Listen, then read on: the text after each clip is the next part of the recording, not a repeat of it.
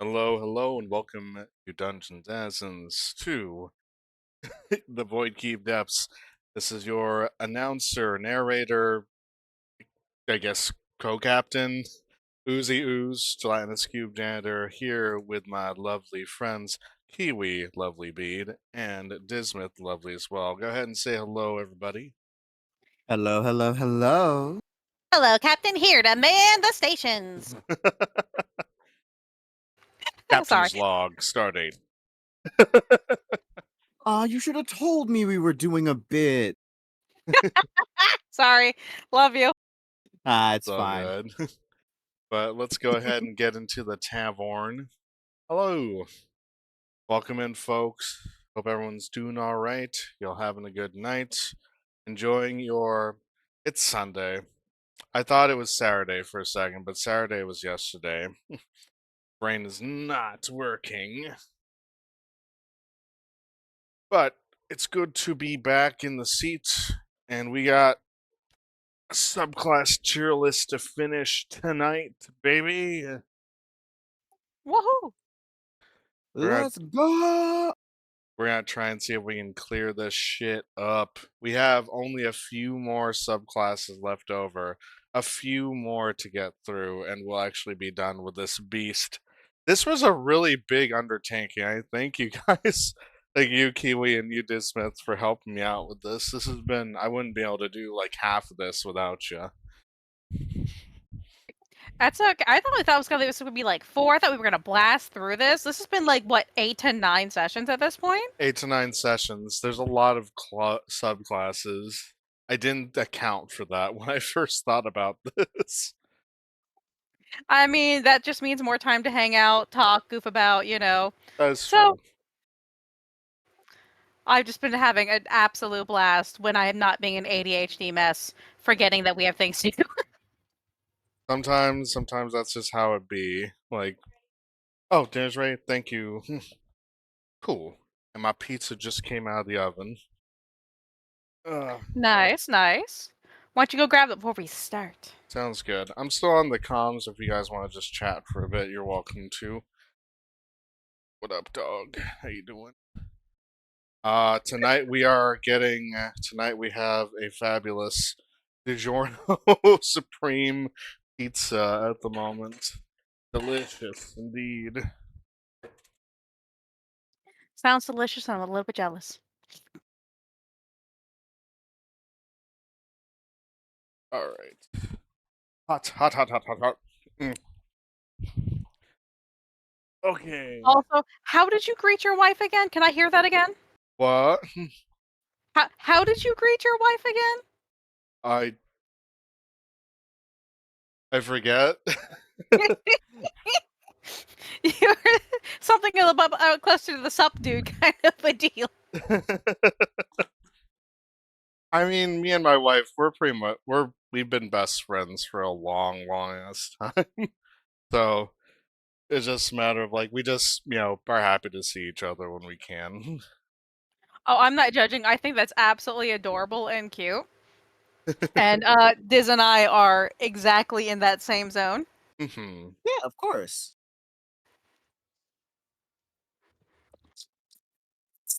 And we've been married for 4 years. Been together for a total of 14 years though, all together. So it's good. Like I can't really see myself with anyone else, to be honest. Like you know, like no one else interests me, and like I'm very much happy with my wife. Really. Oh, that's so sweet. Same. Yeah. I love my cryptid. I love you too, you little gremlin. Cryptid. Oh yeah, we are absolutely goofy as hell when it comes to when people aren't. Well, I mean, we're goofy when people are around. We're even more goofy when people aren't around. Mm-hmm. I think that just needs to be the case, otherwise the relationship would get stale. No. Yeah, probably. We can't even like shake each other's hands without doing the whole doctor bit. Doctor. Doctor.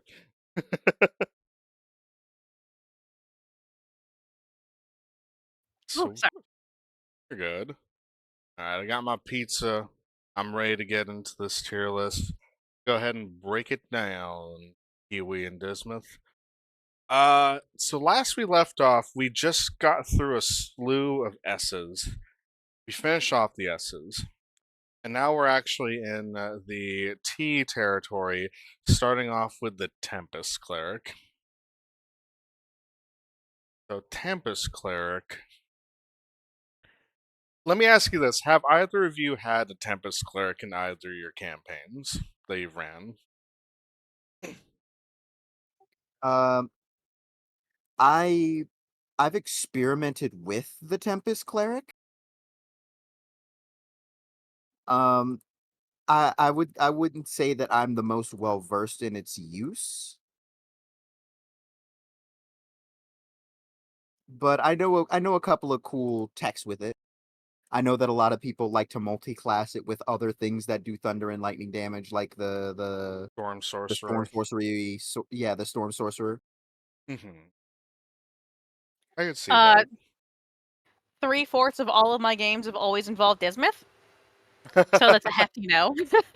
That's fair. That's fair. All right. Well, let's go into a little bit of the Tempest Cleric. So, Tempest Domain. Gods whose portfolios include the Tempest Domain include Talos, Sumberly, Cord, Zeboim, the Devourer, Zeus, and Thor, govern storm, sea, and sky. They include gods of lightning and thunder, gods of earthquakes, some fire gods, and certain gods of violence, physical strength, and courage. In some pantheons, a god of this domain rules over other deities and is known for swift justice delivered by thunderbolts. In the pantheons of seafaring people, gods of this domain are ocean deities and the patrons of sailors. Tempest gods send their clerics to inspire fear in the common folk, either keep those folk on the path of righteous, or to encourage them to offer sacrifices or propitiation to ward off divine wrath. As a cleric, because this is standard with any cleric domain, you get your spells. You get Fog Cloud, Thunder Wave, Gust of Wind, Shatter, Call of Lightning, Sleet Storm, Control Water, Ice Storm, Destructive Wave, and strangely enough, Insect Plague? Question mark. Why? Also, Good question. well, it's because of a little design foible. They wanted the Tempest domain to be about all forms of natural disasters. Unfortunately, they themed the entire subclass around thunder and lightning, so it makes no sense for them to get insect plague, especially since it's a spell that clerics already get. So I guess you don't have to ever prepare it. You just have it. Yeah, that's true. Let's go a little bit further into what makes the Tempest Cleric such an interesting one. Bonus proficiencies. First level, you gain proficiency with martial weapons and heavy armor. Wrath of the Storm. One key ability, also at first level, you can thunderously rebuke attackers. A creature within 5 feet of you that you can see hits you with an attack, and use your action to cause the creature to make a dexterity saving throw. The creature takes 2d8 lightning or thunder damage, your choice, on a failed saving throw, and half as much damage on a successful one. You can use this feature a number of times equal to your wisdom modifier. Gain all expended uses when you finish a long rest. Quid pro quo, easy enough. Channel Divinity. Starting at second level, you can use your Channel Divinity to wield the power of Storm with unchecked ferocity. When you roll lightning or thunder damage, you can use your Channel Divinity to deal maximum damage instead of rolling, which is pretty beefy. Thunderous Strike. When you deal lightning damage to a large creature or smaller creature, you can push it up to 10 feet away from you. That's for free. No save involved with that, you just push them. Divine Strike. Gain the ability to infuse your weapon strikes with divine energy. You know it, you love it, you heard it many times with different characters and clerics. You can cause the attack to deal an extra d8 thunder damage, and when you reach 14th level, it's 2d8 instead.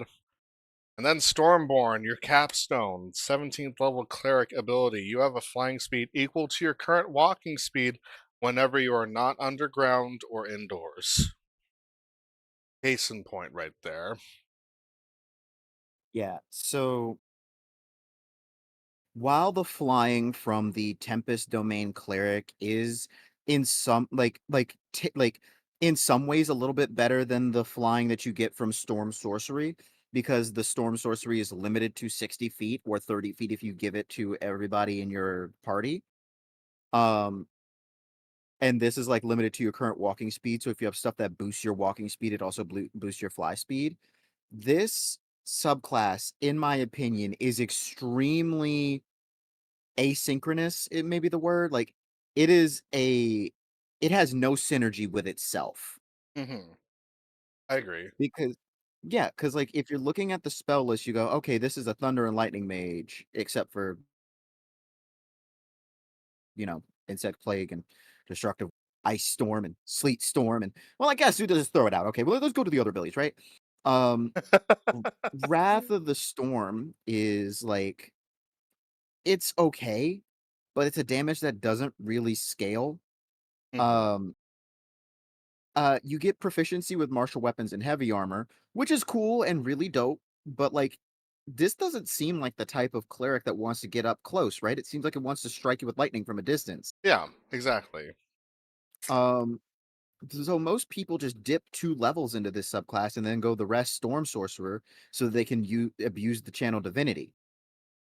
Um Now, the thing that makes me the most mad with this subclass is Thunderous Strike and Divine Strike. Yeah. The Thunderous Strike says when you deal lightning damage, you push them 10 feet away. First and foremost, thematically, that doesn't feel right. It should be thunder damage, right? Especially since the Divine Strike does thunder damage. Oh yeah, you're right. That's so silly to be that inconsistent about it. Wouldn't Yeah, it be better? I feel like considering it has the subclass has ties to both. Wouldn't it be better if it was just when you deal lightning or thunder damage and divine strike, you can choose which damage type you want to do between the two? yeah. Unfortunately, this came out in the player's handbook, so they were thought that that might be too strong.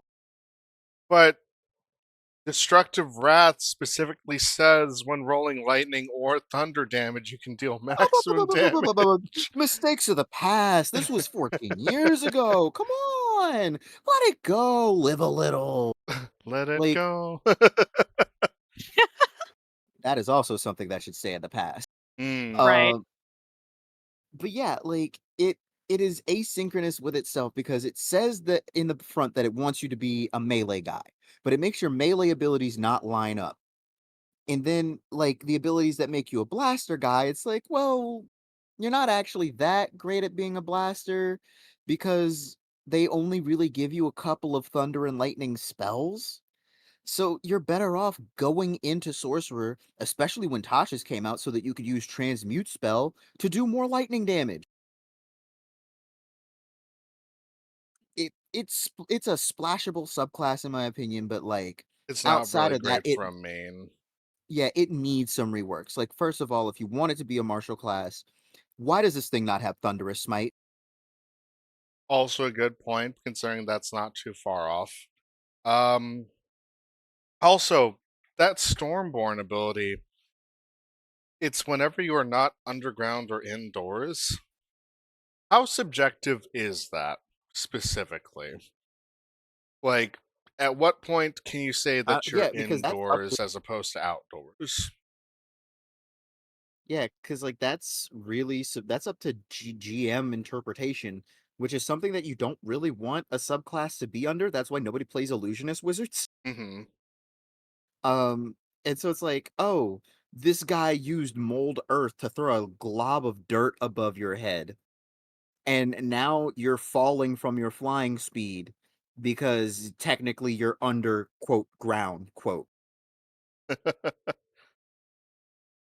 Like can a guy just like can a guy like use a magnificent mansion or like make an area with like a creation spell and suddenly put you indoors and then make you fall on your ass? So Fortnite beats this. Yes. You were getting danced on by Fortnite players. Yeah, that should never happen. Just saying. just just casting the fabricate spell and just making a house around him. It's just like you're done. You're done. Yeah, fucking Excuse me. uh Wall of Stone, and do any of the wall spells count? Like, does Wall of Fire count if I make it like a dome? I That mean, would Like, be awesome, though. maybe specifically if you put like a door on. right? But yeah, no, that's I feel like Stormborn for a 17th level ability, you get unlimited flights so long as you're not underground or indoors. But overall, it's like, come on. Like, I don't know. I do feel like this does need to be reworked in a way. It's not super strong. What it does have going for it is that you could splash this to make something stronger in other aspects. Like, I don't know, splash this with maybe like the Path of the Giants Barbarian and focus on lightning, and then all of a sudden you're dealing a shit ton of damage with all your stuff based on that. Um, Yeah. go Storm Sorcerer and splash a little into this. That way you can maximize your lightning bolts. That would actually be a pretty nifty thing to do. Yeah, you could go, I guess you could go, Artillerist, Artificer, or like Battlesmith Artificer, because I think they get one of the smite spells. Yeah, Oh, they get branding smite. Never mind. But like, at least then you're like staying on point with it for the most part. everything in line. Hmm. Oh, you could go armor because the lightning gauntlet because the gauntlets do lightning damage and thunder Yeah, damage. yep. Either form, it's either lightning or thunder, so that could work. Yeah, and so then you can go from Thor to Doctor Doom, I suppose. Yep. But yeah, I'm not super wild about this subclass. It doesn't excite me, and I don't think it's broken by any means. I don't really think it's awesome, to be Yeah. fair. Like honestly, I would put it in could work. Um Yeah, because it's more of a splash of a class to really get you going. And if that's the um case, you're not really excited to go fully into the Tempest Cleric. yeah, DMs, if you want to rework this class, my first suggestion is instead of just lightning and thunder, have your player pick two damage types and have them tell you what kind of natural disaster god they worship. Oh, that'd be slick. That'd actually be Yeah, really like good. fire and bludgeoning, and I worship Pele. Yeah. So now you're more volcano like Tempest God or something like that. Yeah. Like again, I think the 17th level ability needs to be something else still, but like at the very least it gives you more to work with, you know? Oozio cube, Oozio cube, Oozio cube. Zork, thank you very much for the 6 month subscription there, brother. Thank you for that. My natural disaster god is myself. I said natural disaster, not bisexual disaster. Yeah, that's my job. Except it only affects me.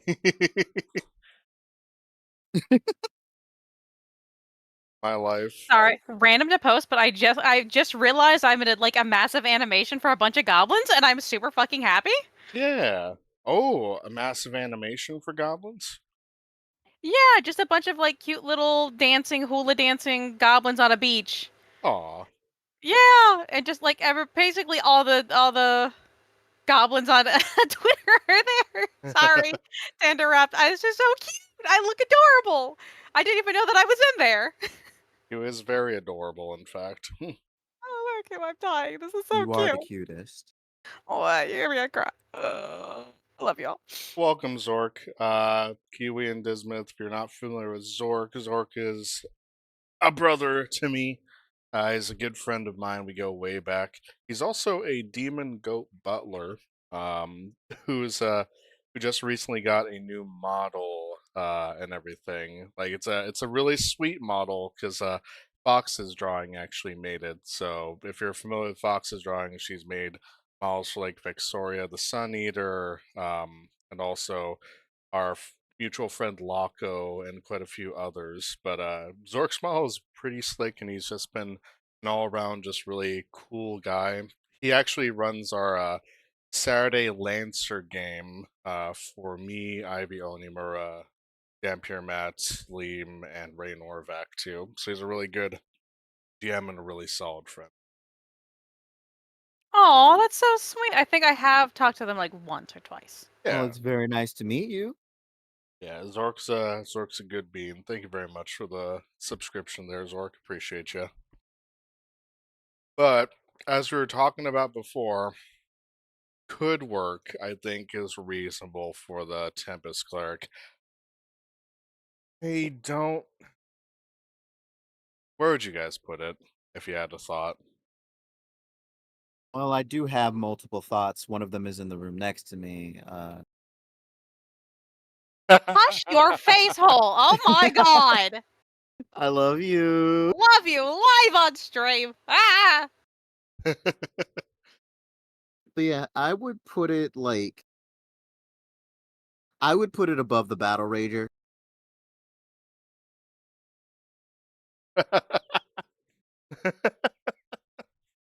But above the Battle Rager, you say? Yeah. One, because it's not as effective as Shadow, Uh in my huh. opinion. Like Shadow's also splashable. But like I can still imagine like somebody going full into a Shadow Monk class. Mm-hmm. Um, but also I despise the Battle Rager. I hate it so much. Is Like everything in could work territory gonna be if it's better than the Battle Rager? yes, literally, if it goes into could work, I will never put it below Battle Rager.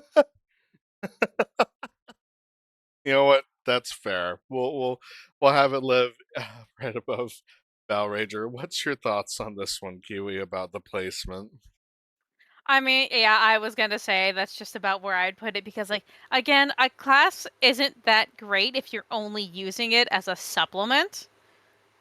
A subclass should be able to stand on its own, and if like you can't think of a normal way to do it without reworking it, let alone adding something else to it, that's not a solid working class, and it's really should not be put up very high on this list. Honestly, fair. Honestly, fair. And we'll put the Tempest Cleric domain in the could work territory just above the Battle Rager out of spite. Sounds good to me. Okay. Now That's all. here's a fun one. Here's a fun one. We have the Thief subclass from the 5th edition Player's Handbook for the Rogue class. Oh my god. Okay, I am very familiar with Thief. I okay, like full disclosure, I both love and hate the Thief subclass for Rogue. I Understandable. it's like there's no middle ground. I don't think it's okay. No, it's like I either absolutely love it or it's a piece of shit. And it really depends on where you are in terms of the trajectory for the thief subclass, really. Okay. Would you mind if I read this one? Please go ahead. Thief. You hone your skills in the larcenous arts. Burglars, bandits, cut purses, and other criminal typically follow this archetype, but so do rogues who prefer to think of themselves as professional treasure seekers, explorers, delvers, and investigators. In addition to improving your agility and stealth, you learn skills useful for delving into ancient ruins, reading unfamiliar languages, and using magic items you normally couldn't employ. Starting at third level, you get fast hands. You can use the bonus action granted by your cunning action to make a dexterity sleight of hand check. Use your thieves' tools to disarm a trap or open a block, or take the use an object action. Noted for later. You also get second story work. When you choose this archetype at third level, you also gain the ability to climb faster than normal. Climbing no longer costs you extra movement. In addition, when you make a running jump, the distance you cover increases by a number of feet equal to your dexterity modifier. Coming up at ninth level, you get Supreme Sneak. Starting at ninth level, You have advantage on dexterity stealth checks if you move no more than half your speed on that same turn. At 13th level, you get use magic device. You've learned enough about the workings of magic that you can improvise the use of items even when they're not intended for you. You ignore all class, race, and level requirements for the use of magic items. And lastly, at 17th level, you get Thieves' Reflexes. When you reach 17th level, you become adept at laying ambushes and quickly escaping danger. You can take 2 turns during the first round of any combat. You take your first turn at your normal initiative and your second turn at initiative minus 10. You can't use this feature when you are surprised. Now, my opinion on this subclass is that if you are using a subclass, you have some jank in mind.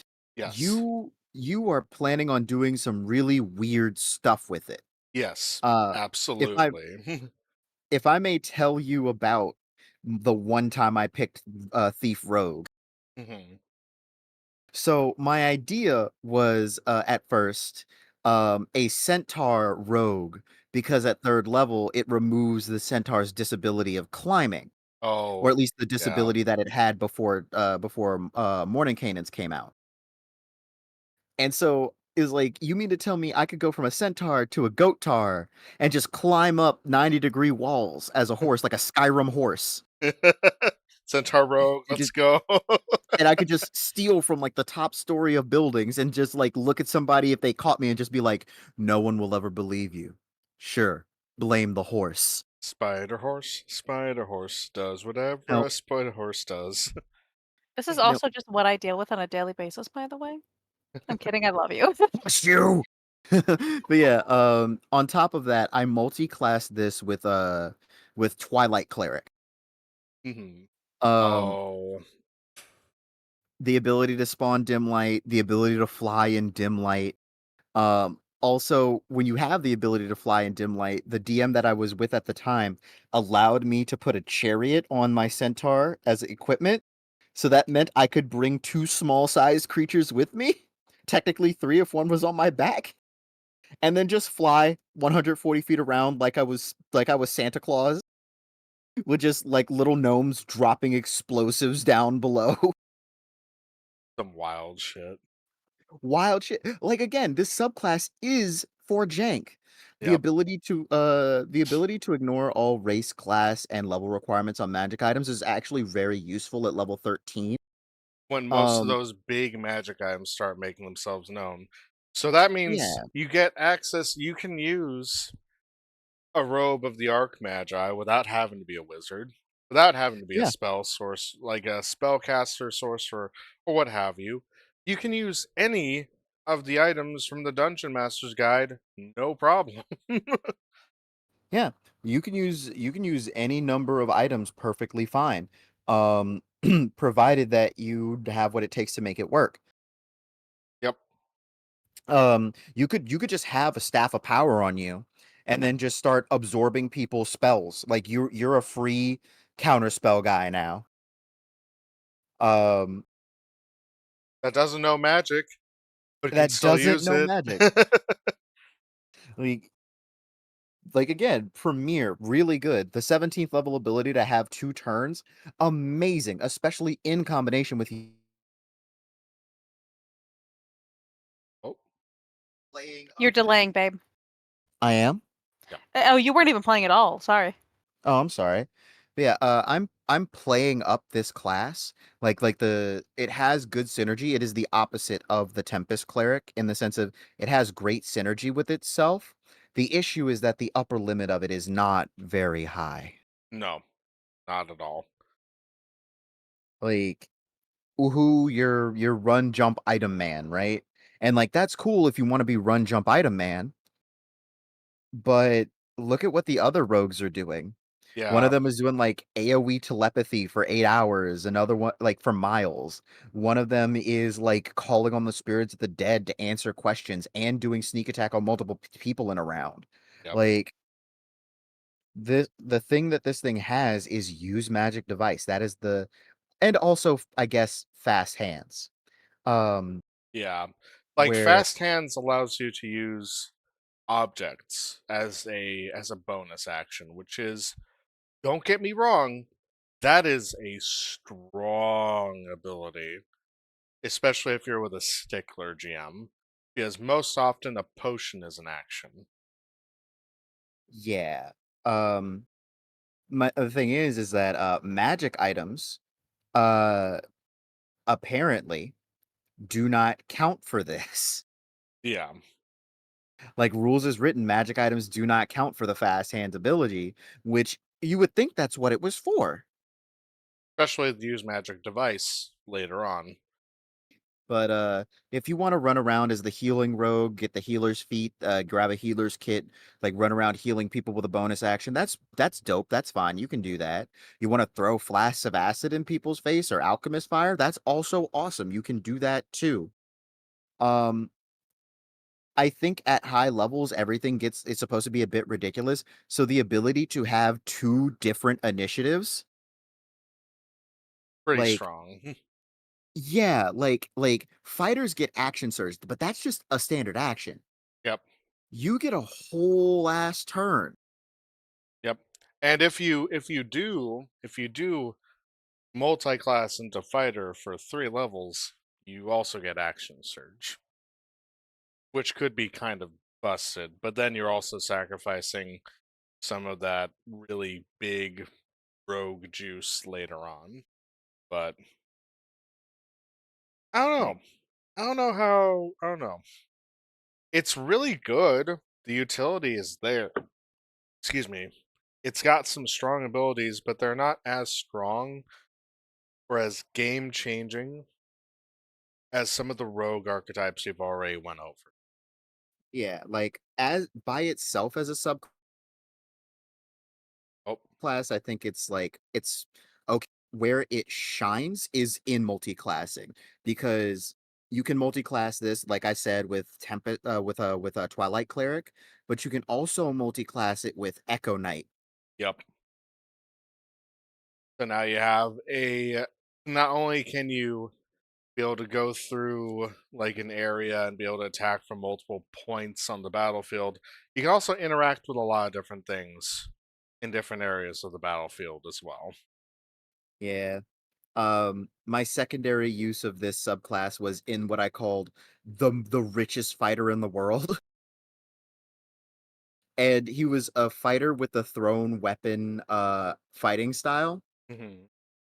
with 3 levels in Thief Rogue for fast hands so that I could throw a flask of acid, action surge, throw a flask of acid, bonus action, throw a flask of acid.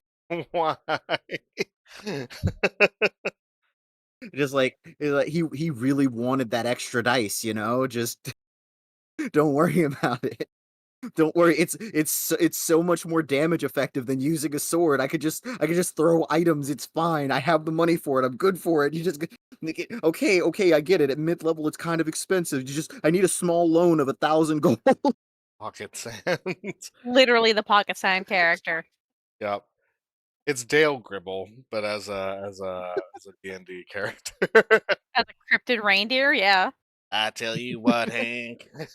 I'm gonna throw all these balls of acid at these guys. They're not gonna know what hit them. That's hysterical. Pocket acid. Oh Oh, god. But Kiwi, what's your thoughts on the? Considering we've had this dissertation, what's your thoughts on the thief rogue? I'd have to agree that it is indeed a mixed bag because yeah, you can do a lot of bullshittery with Yes, this. This is the class where both you and your DM are bullying each other constantly. a little bit. Yeah, because like you're either like getting the hands up really, really hard or getting the hands up really, really bad. Like you have to be like a really good luck kind of person to be able to play this and play this by itself. Um, because like if you don't and you're like somebody like me playing this class, you are screwed in 90% of the time and you can't even use half of your abilities. That's a me problem, not a generalized problem. But I understand like that would make it a lot harder for people who aren't exactly like on the up and up on making super cool characters like this. It would be a lot harder for them to use a character this specialized, this like luck based. Um, and like it, while it can be good on its own, it is one of those classes that is a lot better when you are pairing it with something else. Mhm. So like that always gives me a little bit of a hesitance that like yes, you can play it on its own, but it's so much better when you play it something else. So I'm gonna have to go with like based, but because I can't definitely, because it can be broken, but it's also could be broken against you very hard. Yeah. The thing that keeps it out of awesome for me, I would never put it in awesome even without this, but like the thing that 100% keeps it out for me is that you can see a lot of third edition in this subclass. Yeah. No, you're right. Like you can see a lot of third edition in here, and the use magic device feature, which is really good. Also, if your group isn't very cohesive, can lead to a lot of fighting over magic items. Yeah, no, this is that ability to use magic device can cause the rogue, the person playing the rogue, if they're not very like team oriented, be like, well, I can use that magic item just fine. It's like, but we have a wizard. But imagine if I used it instead. And it becomes a little bit more trite at that point to deal with. Yeah, yeah, this is the bully class. Somebody's getting bullied no matter what you do. And that seems less than fun unless you have a really good party with that, you know? Hmm. So I would probably say I agree. I would put it in base. I would put it in base because it is a solid subclass. It has a lot of really cool features to it that you can feasibly work with a lot of different items and aspects and different multi-classing options. But you yourself have to be on point with it in order to make this work to the best possible. That's kind of more my thoughts on that. I mean, I think that's completely fair. Yeah, like I would put this, in my opinion, I would put this below open hand monk. Yeah, yeah, it's still better than champion fighter for sure. I would agree, but right over there we go. Yeah, champion's just really boring. I'm sorry, y'all. Champion is about as vanilla as you can get. If you want more fighter in your fighter, you can go the champion fighter. Isn't that the one I did like a 5-minute riff about how what a basic guy he is? Yes, that is exactly that one. He's a normal guy, just normal. He gets up, he pays his taxes, he cheats on his wife. He's a normal guy. I think Joe Cat puts it best in terms of the How dare you? fighter subclass, where it's like, you know, if you want to be the basic bitch fighter, going to Starbucks, getting your vanilla latte or whatever, like be the champion fighter because you can't really go wrong with that because you don't have to think when you're the champion fighter. You just do your action, you attack. If you roll 19 through 20, you get a crit. That's all that really comes out of it. Do you ever know what it's like to not think so hard that you've blitzed people with 1,000 attacks at 150 BPM and just never even once knew what was going on throughout a single session of your D&D campaign? That's what it feels like to drive a Ford F-150.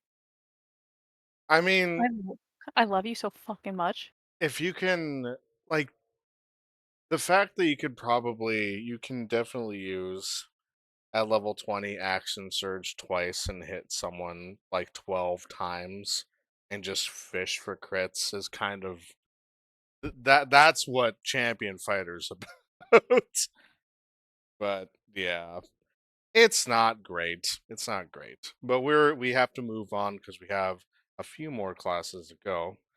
And we just got to one of the more controversial but also pretty beefy choices for barbarian. We got to the totem warrior barbarian. Do we even have to read this one? Because I think we know where it's going. I mean, I mean, we do probably need to talk a little bit about why it's going where it is, but like we should have some conversation about it. Okay. But let's go ahead. Totem warrior. Path of the Totem Warrior is a spiritual journey as the barbarian accepts the spirit animal as a guide, protector, and inspiration. In battle, your totem spirit fills you with supernatural might, adding magical fuel to your barbarian rage.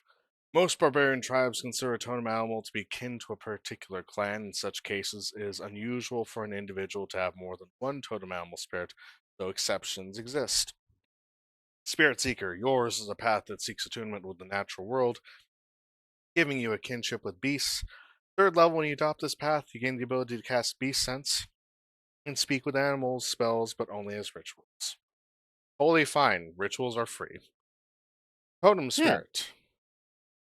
You adopt this path, you choose a totem spirit and gains features, and make or acquire a physical totem object, an amulet or similar adornment that incorporates fur or feathers, claws, teeth, or bones of the totem animal. At your option, you also gain minor physical attributes that are reminiscent of your totem spirit. For example, if you're a bear totem spirit, you might get unusually hairy and thick skinned, or if your totem is the eagle, your eyes burn bright yellow. Home animal might be an animal related to those listed here, but more appropriate to your homeland. For example, you could choose a hawk or vulture in place of an eagle. Let's talk about these options here, but there's really only one option you should take at third level. Bear, while raging, you have resistance to all damage except psychic damage. Beard of the Bear makes you tough enough to stand up to any punishment. Eagle, while you're raging and aren't wearing heavy armor, other creatures have disadvantage on opportunity attack rolls against you. Use the dash action as a bonus action on your turn. Spear of the Eagle makes you a predator who can weave through the fray with ease. Elk, while you're raging and aren't wearing heavy armor, your walking speed increases by 15 feet. Spear of the Elk makes you extraordinarily swift. Tiger, while raging, can add 10 feet to your long jump distance and 3 feet to your high jump distance. Spear of the Tiger empowers your leaps, and Wolf, while you're raging, your friends have advantage on melee attack rolls against any creature within 5 feet of you that is hostile to you. The Spirit of the Wolf makes you a leader of hunters. Then you get Aspect of the Beast. So now you deepen a little bit more of that totem relationship. You can choose the same animal that you chose at third level or a different one. Bear, Might of the Bear. Your carrying capacity, including maximum load and maximum lift, is doubled, and you have advantage on strength checks made to push, pull, lift, or break objects. Gain the eyesight of an eagle, you can see up to 1 mile with no difficulty, able to discern even fine details, though you're looking at something no more than 100 feet away from you. Additionally, dim light doesn't impose disadvantage on your wisdom perception checks. Elk, whether mounted or on foot. Travel pace is double zip, the travel pace of up to 10 companions while they're within 60 feet of you and you're not incapacitated. Tiger gained proficiency in 2 skills of the following lists: athletics, acrobatics, stealth, and survival. Wolf, you gain the hunting sensibilities of a wolf. Track other creatures while traveling at a fast pace and move stealthily while traveling at a normal pace. Spirit Walker, cast commune with nature spell, but only as a ritual. May do so, a spiritual version of one of the animals you chose for totem spirit or aspect of the beast appears to you, convey the information you seek. And then finally, totemic attunement, you gain another benefit. Bear, while raging, any creature within 5 feet of you that's hostile to you has disadvantage on attack rolls against targets other than you, or another creature with this feature. Enemy is immune to this effect if it can't see or hear you, or if it can't be frightened. While raging, you have flying speed equal to your current walking speed. The benefit works only in short bursts. You fall if you end your turn in the air, nothing else is holding you aloft. While raging, you can use a bonus action during your move to pass through the space of a larger or smaller creature. That creature must succeed on a strength saving throw or be knocked prone, take bludgeoning damage equal to 1d12 plus your Hello strength there. mod. Oh, thank you very much for the follow there, Shock and Awe. Hope you enjoy your stay. Thanks for the first time chat. We got to 410 followers. Let's go. Welcome into the Void Keep Depths. You're now stuck here. You're a member of the Void Keep Depths. Just be mindful of the floors. It is pretty sticky. It's hard being a slime, but we're an all inclusive bunch here, so you're always welcome. Yeah, welcome to be here. Happy to have you. Thanks for Yeah, coming in. welcome, welcome. Where was I? Tiger. Oh, thanks for the hydrate. Appreciate you. Tonight we are hydrating with Pepsi. It's okay to hydrate with Pepsi. I got paid in points. Time to spend them all. Fair enough. Use those points as you see fit there, Shock and I appreciate you. While you're raging, if you move at least 20 feet in a straight line toward a large or smaller target right before making a melee weapon attack against it, you can use a bonus action, make an additional melee weapon attack against it as well. Going for broke message highlighted. Awesome. And Wolf, while raging, you can use a bonus action in your turn to knock a large or smaller creature prone when you hit it with a melee weapon attack. All genuinely pretty nice abilities. Okay. Can we talk about the big raging bear in the room? Yes, we can. I thought it was a wolf. At third level, if you pick any option other than bear, you're I'm sorry to say you're doing it wrong. Also, I Like have to do bicep curls or hammer curls. Which one would you prefer there, Stormy? But yeah, no, Would be hard. if you are picking anything other than bear, it's a problem. like it's not that the other options at third level besides elk are bad, because elk is really, really bad. I'm sorry, tiger. Tiger is really, really bad. Uh it's just that, like, compared to resistance to all damage except the one that you're only gonna run into when you go into the Underdark to fight Mind Flayers, like, they just don't really compare as much. A barbarian with 1,000,000 health points. Like, when you get to the higher level options, you can have some play there, but, like, there's a best option for each of these, both at third level and at sixth level. Yep. Thank you for the hammer curls, Stormy. And yes, I am extra wiggly today. Yeah, no, the bear, like, having that kind of benefit at third level is insane. Otters resistance that really gives huge effective HP. And here's the thing: if you, depending on what I was gonna say race, but technically in D&D 5.5 they've changed it to species, so it's fine. But we're talking about 5th edition. If you pick the Kalash Tar as your race with Tasha's, you can actually have resistance to everything, including psychic damage.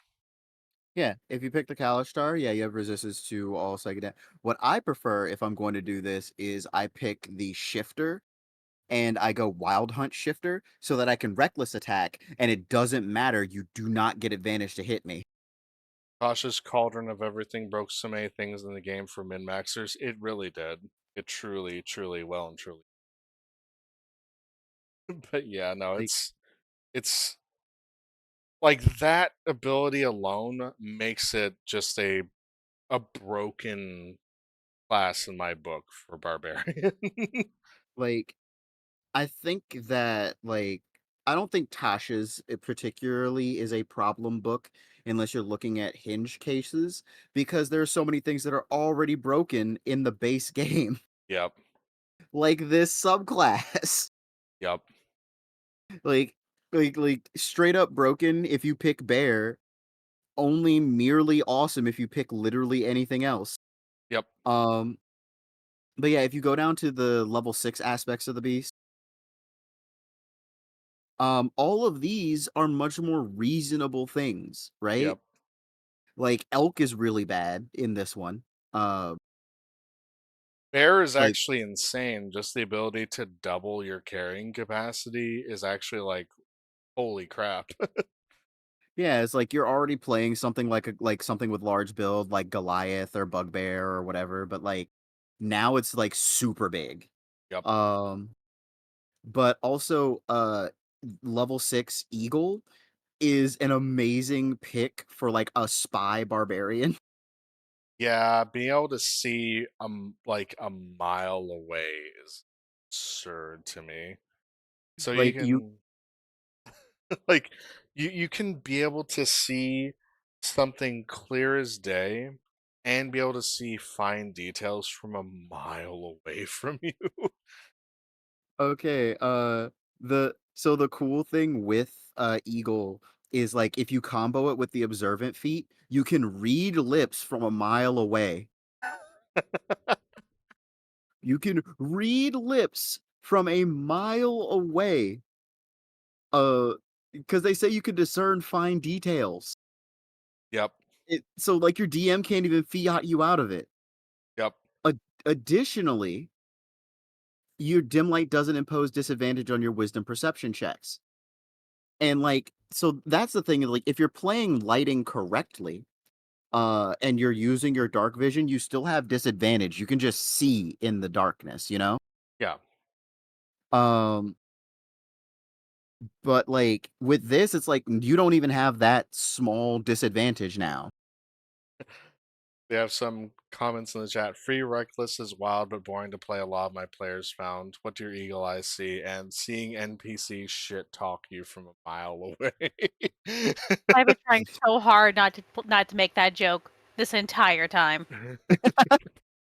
You just okay, but it's like, don't worry, I'm gonna find out Grandma Nut's secret pie recipe. Spies from a mile away. Grandma Nut is actually a hag. I see her change right now. Oh my god. But yeah, like there's no bad option at 6th level except for elk and maybe wolf. Elk. And Meanwhile, 14th level. at 14th level, there is legitimately no bad option. Yep. I mean, being able to move through is kind of lacking, but that's just because it's elk. But being able to knock something prone is pretty nice just by moving through its space. Like, that's awesome. Yeah, you don't have to waste one of your attacks on the shove action, so now you can just get full double advantage like without having to use reckless attack. Yep. Pretty dope. Um Wolf also lets you knock things prone with a melee weapon attack, but With it, a it bonus just costs you a action. bonus action. Tiger makes it so if you just move in a straight line to someone, you get an extra attack on. Yeah, and like this can be combined really well with something like the Charger feat. Yep.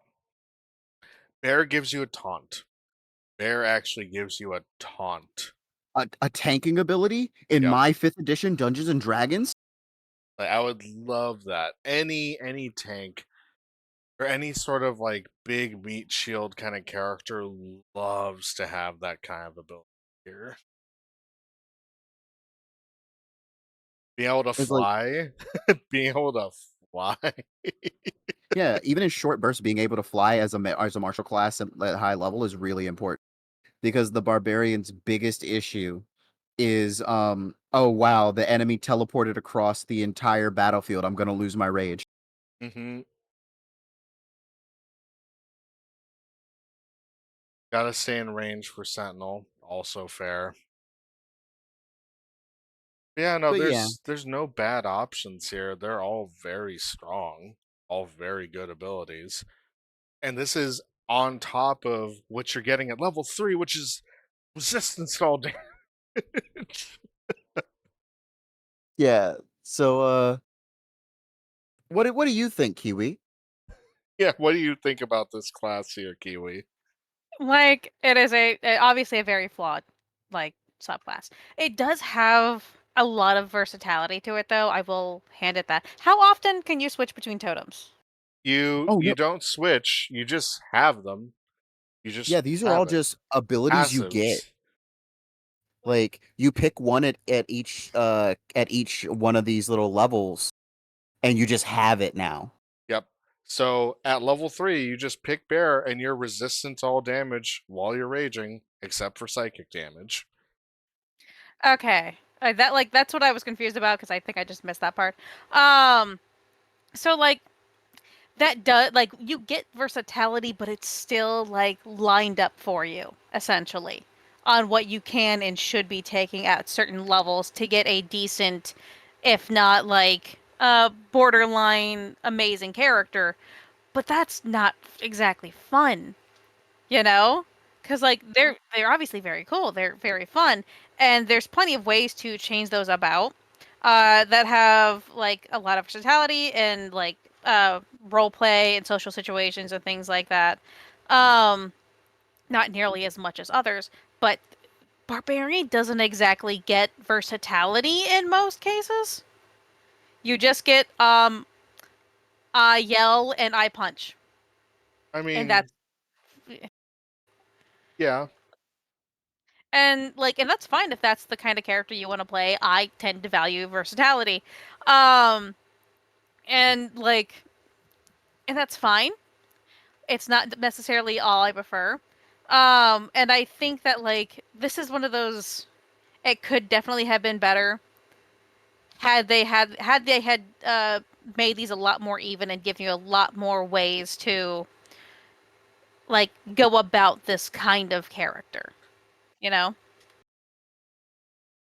valid, valid. I would still say, in terms of this character, though, with what it can do, with what it's meant to do, which is barbarian, it may not be your cup of tea, but for the person that wants to be the biggest meat stick kind of class on the field to keep people alive, this does its job probably the best of all the barbarian subclasses.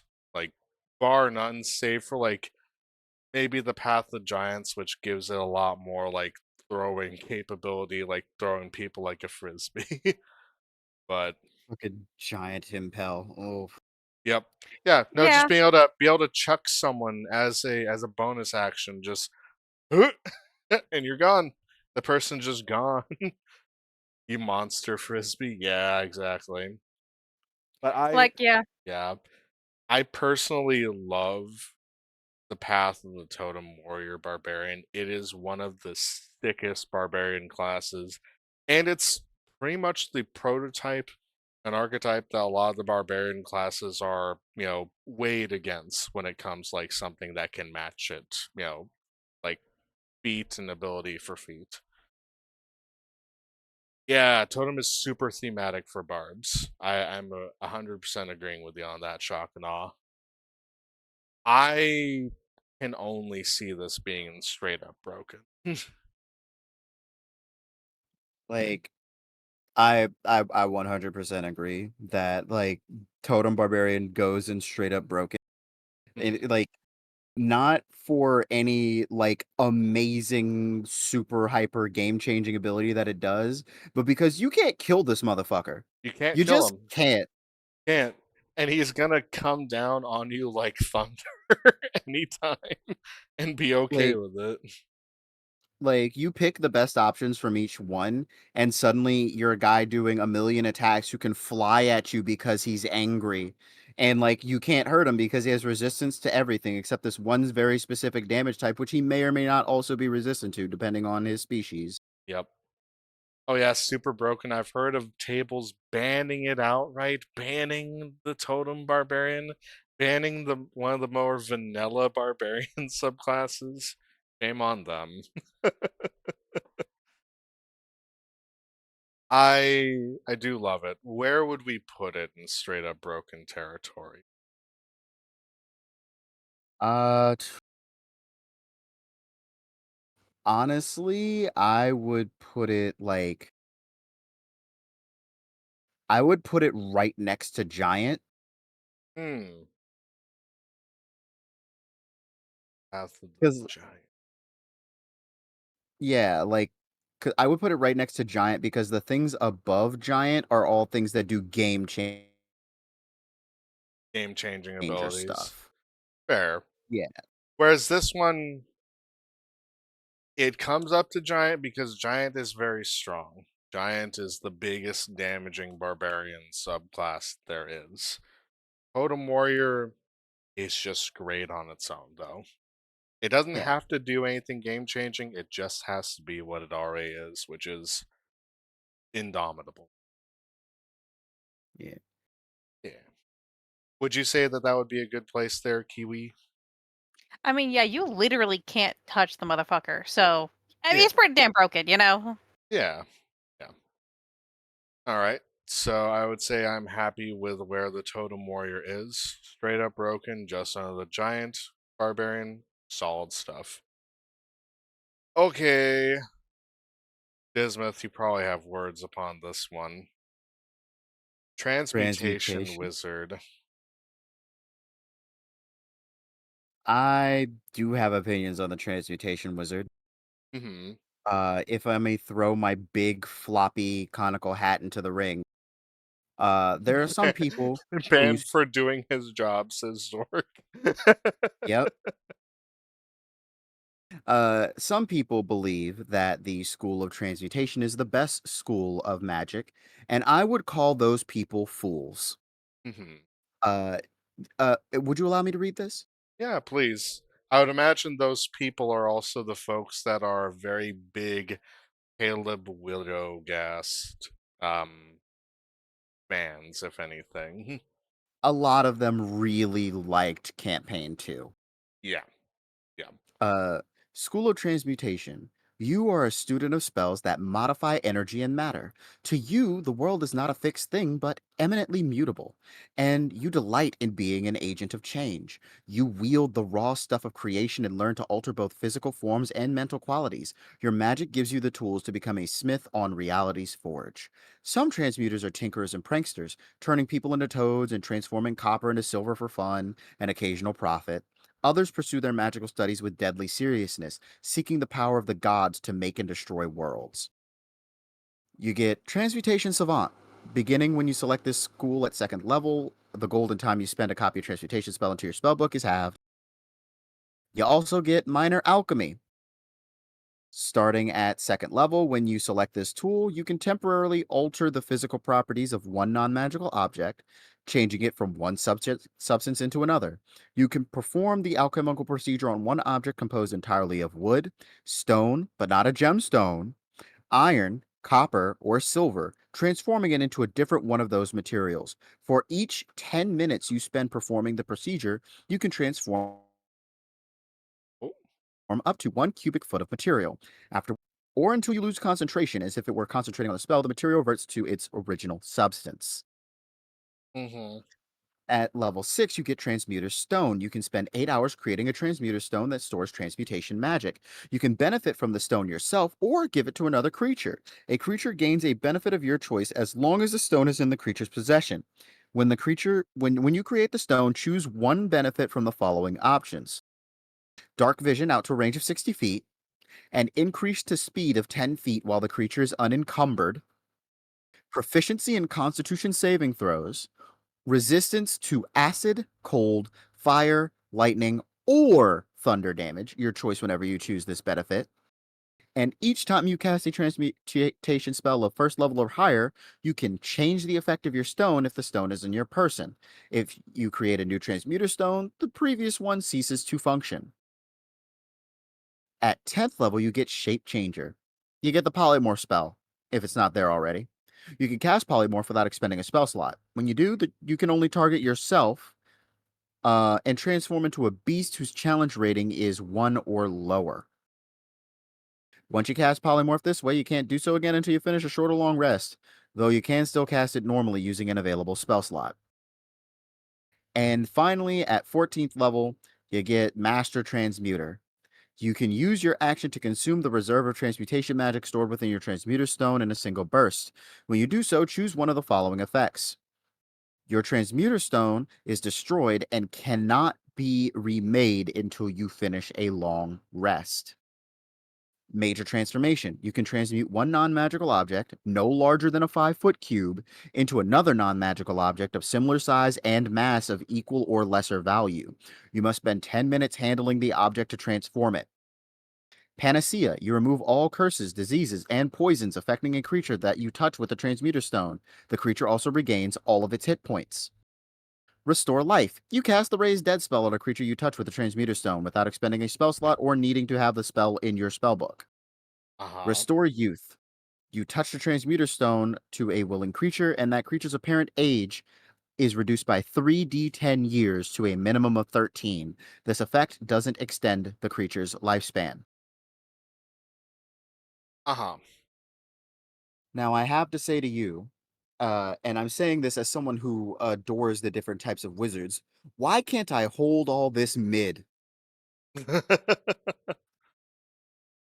I will say a lot of the abilities in this are not that impressive in the grand scheme of things. It's like, great, you've become more of a support wizard for the most part.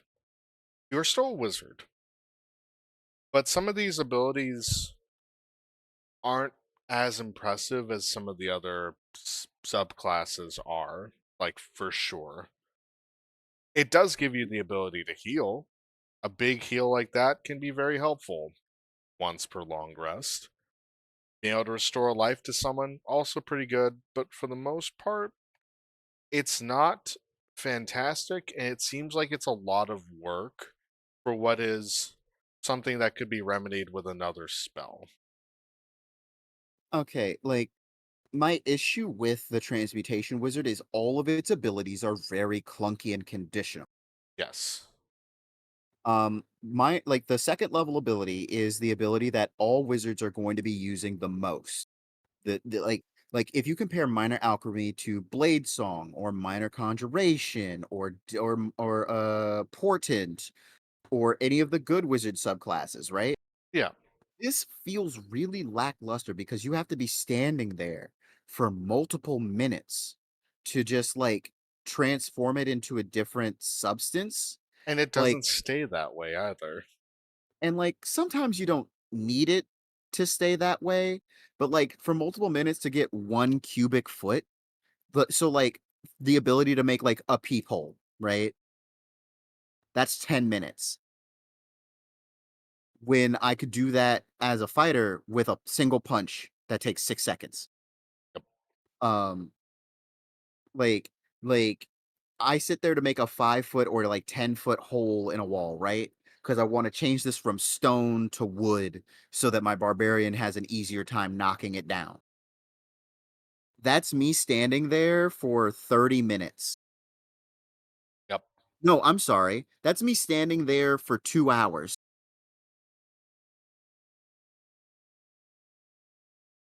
Yep. Because Like it's a it, cubic foot. Cubic yeah. foot of that. Yeah, it's a cubic foot. And so like this is supposed to be your bread and butter ability, but it's just not. You're just a regular wizard who sometimes does a party trick. Um Transmuter Stone is decent at like 6th level, right? Yeah. Like getting proficiency in constitution saving throws. That's great for a wizard or another caster. Uh but the increase of speed of 10 feet doesn't really do much for you unless you're doing a speed build. I see you out there, Tabaxi players. I know what you're thinking. Don't. Uh, dark vision out to a range of 60 feet. Great to give to the token human. Yep. Damage resistance. That's awesome, especially since you get to change it when you cast a transmutation spell. Yep. Um, but like again, a little bit mid considering what other people are doing at 6th Considering level. considering also a level 1 spell resist elements can give you that same ability. Yeah. Like I'm gonna be doing a lot of comparisons here. At 10th level, you get Poor Man's Wild Shape. At 10th level, that's what you get, the ability to turn into a CR rating 1 or lower beast. Yep. I mean, it gives you the polymorph spell for free, but you probably took that a couple levels ago. Yep. Um, and Master Transmuter, these abilities are good, They are. but 2 of them don't feel worth it ever. Mhm. Major transformation is not worth it because you could just play a level 3 creation bard and do this without having to worry about calculating size or mass. Yeah. Because it has to Like, be no larger than 5 foot cube with that ability. yeah. And like minor conjuration can create this with no gold piece limit. Like of up to 3 feet on any side, so a slightly smaller object. Yep. Um, Restore youth could be done away with because all it's doing is decreasing the apparent age of a creature without actually extending the lifespan of it. yeah, and it's like, oh no, I extended my lifespan 30 years. Like, you didn't want me to casually get immortality. Hey, Joker, we're 14th level. I have the clone spell. I'm already immortal. Yep. Also, minor transformation takes 10 minutes of handling to transform the object, where a creation bard or a conjurer could just do it instantly. Yep. Um, Panacea is amazing. It is the ability you're going to be using most of the time. If and like restore life, also amazing if you don't have a cleric. Yep. But that feels like too little, too late compared to the rest of the mid that you are holding. I am a conjurer supremacist. Please pick conjurer. Yep. What's your thoughts on this Kiwi here? Like I don't think it's the worst one in D&D, that's for sure. But No, you that's are reserved again for Battle Rager. that is reserved for Battle Yes, Ranger, that's for it sure. is the fucking worst. But you are almost exclusively forced to be a like a support person, and 90% of these are only okay if you are doing these outside of combat. And if Yes. that's the kind of like campaign you are currently in, where there's minimal fighting, lots of RP, and gives you the chance to use a lot of these, that's great. That's fine. Like this isn't exactly going to like ruin your game entirely. But because you don't get a lot of the better things until later, until like way later, it's still pretty much a damper on a lot of those like support and RP based things. But if you are playing in like a combat heavy thing, you are a combat heavy game. This is next to like next to worthless, not entirely worthless. You can still do plenty of things, but because you are forced to be in the back line, again, if that's what you want, that's fine. But if you would like to be a little more forward, this is most definitely not the class. I do think that support classes do get shit on a little bit more just because most people in D&D tend to focus on being very very fight heavy, very focused on frontlining. And I'm a little bit guilty for that. I prefer to have like half casters so I can do a little bit of everything. Be up front, be in the back, all that kind of stuff. Again, I highly value versatility. And this it has some versatility, but not as much as it could. And it shouldn't have to wait until like level, was it 12 to get some of the better things, Panacea? 14. 14. Waiting to get to level 14 to things before they start getting really, really good, which is something that like the paladin already does in spades, which is getting rid of diseases and all that kind of stuff. No, not permanently, but it's still like it Oh still no, puts a lot of resistance. when you get rid of a disease as a paladin, you remove that permanently. Okay, then yeah, like it's so much easier to be a paladin in that case than it is to be a transmuter. And then why play a transmuter if you can just be a paladin, you know, and do that at like what level 8 was it? Well, it's like why be a transmuter that's all about just changing things from one matter state to the other when you can be a conjurer and just make things. You can just Yeah, make it. they really did not think like much of this through at all. Especially since yeah, like you just get polymorph and then you just get it for free later on when you probably already had it way later. Like a lot of this needs to be reworkshopped. This is barely and could work because you had this is a very game specific kind of like a group specific kind of thing to have it all, you know? Like, I'll forgive them because, It's one of um, the player's handbook classes. It's yeah, basic. yeah, they thought they were designing a completely different game back then, so I'll forgive them for now. Yeah, But, if that's the case though, um, where do you think this would probably go to? uh, I agree with Kiwi that I would put it in could work. Good work. I would put it just above Battle Rager.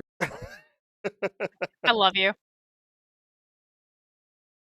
Just above Bow Rager. Is it stronger than the Tempest Cleric? No, it's not. It's not.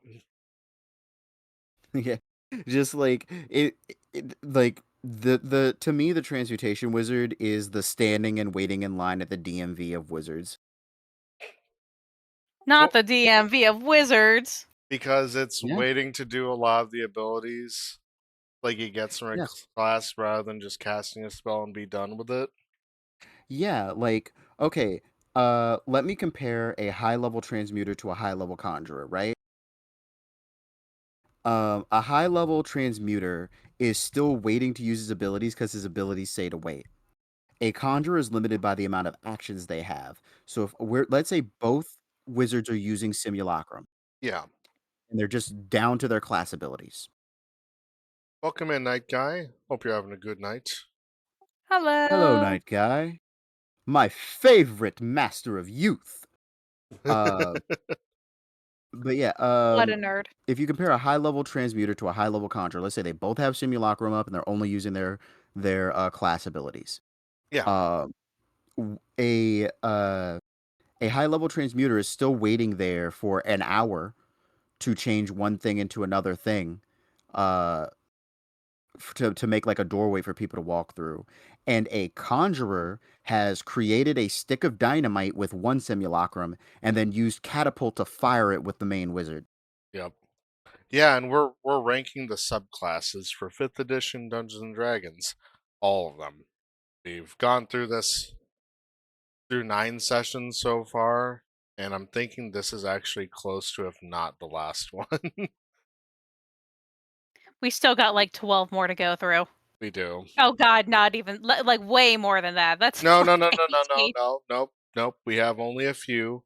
We have one, Some of two, these are three, repeat. four, five, Okay. 6, 7, 8, 9, 10, 11, 12.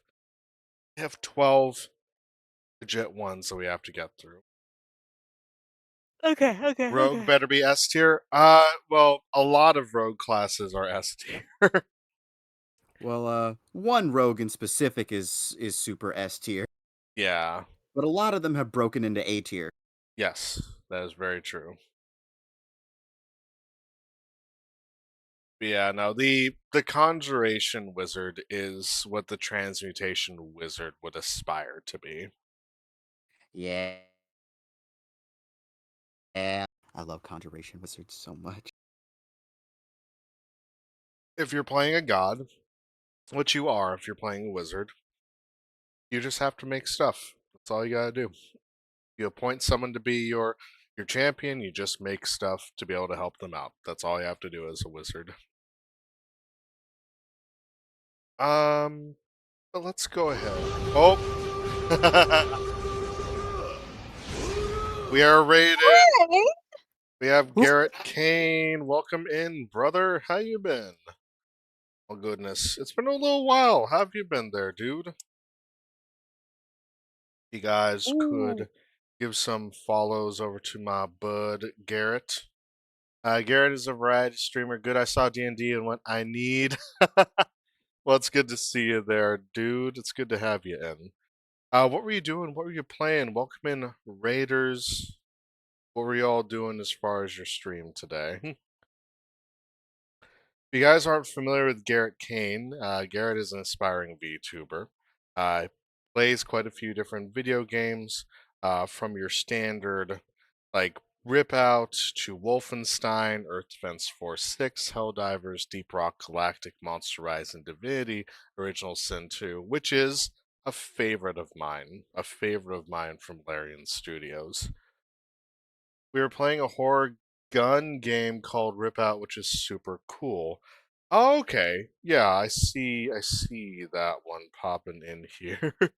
I play way too many games. Join the club, dude. I play games like no tomorrow myself. Yay, there's nothing wrong with variety.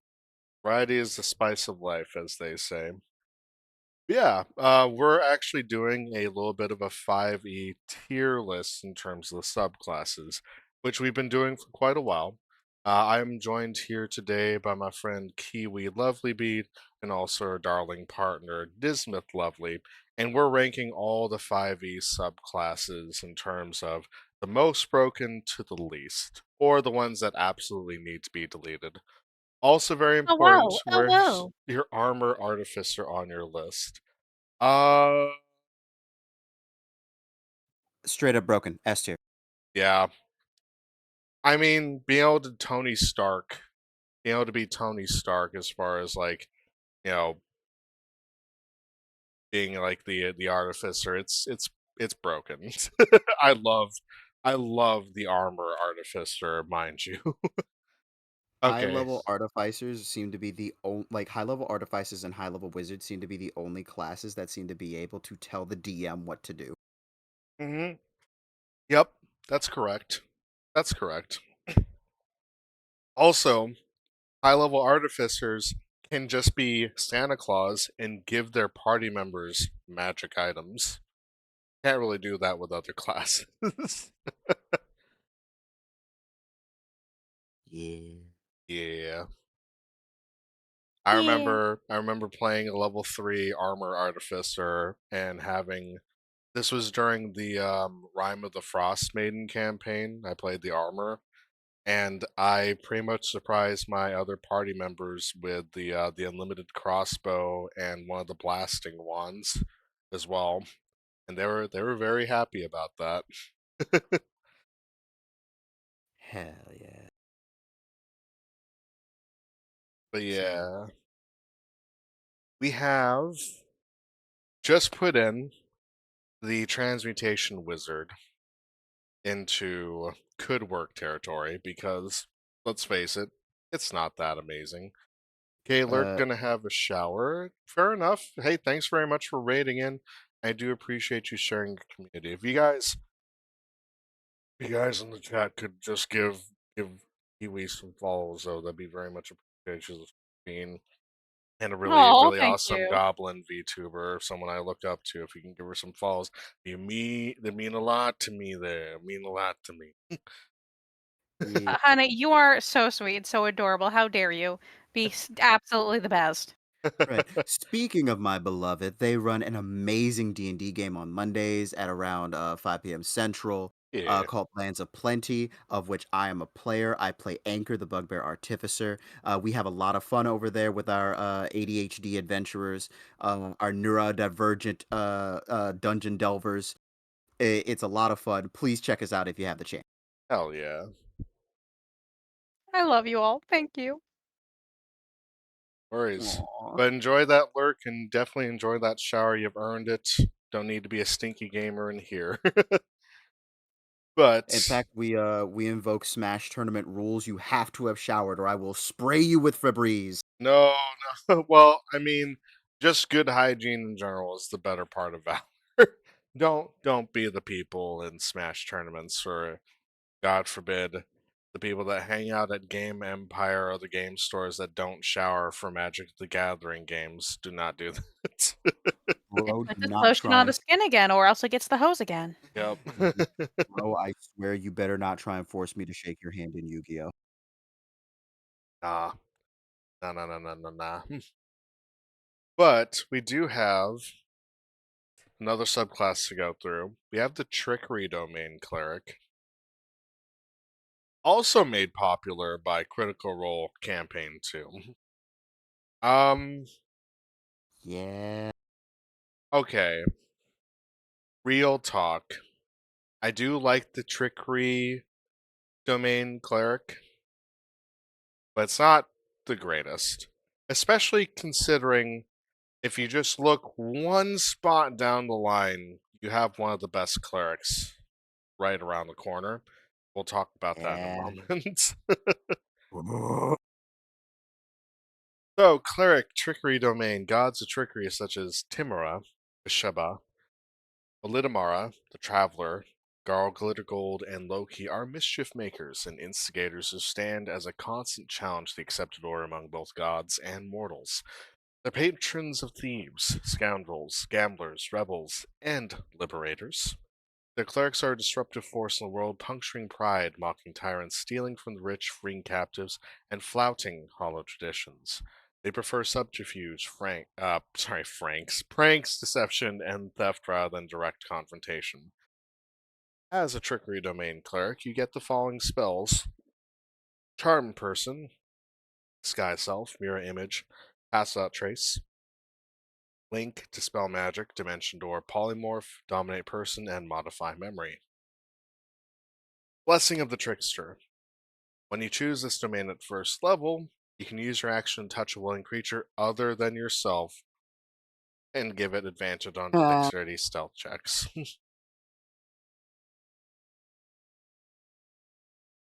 Go ahead. This blessing lasts for 1 hour until you use this feature again. Invoke Duplicity. As an action, you create a perfect illusion of yourself that lasts for 1 minute, or until you lose your concentration as if you were concentrating on a spell. The illusion appears in an occupied space that you can see within 30 feet of you. As a bonus action on your turn, move the illusion up to 30 feet to a space you can see, but it must remain within 120 feet of you. The duration, you can cast spells as though you're in the illusion space, but you must use your own senses. Additionally, when both you and your illusion are within 5 feet of a creature that can see the illusion, you have advantage on attack rolls against that creature given how distracting the illusion is to the target. Cloak of Shadows. Starting at 6th level, you can use your Channel Divinity to vanish. As an action, you become invisible to the end of your next turn. You can become visible if you attack or cast a spell. Divine Strike. Ability to infuse your weapon strikes with poison, a gift from your deity. Why they chose poison, difficult to say. 1d8 poison damage to the target, or once you're at 14th level, it's increasing to 2d8. And then your capstone, your big ability at 17th level, you can create up to 4 duplicates of yourself instead of 1 when you use Invoke Duplicity. As a bonus action on your turn, move any number of them up to 30 feet to a maximum range of 120 feet. Very bare bones, but this is also coming from the player's handbook, to be fair. Initial thoughts.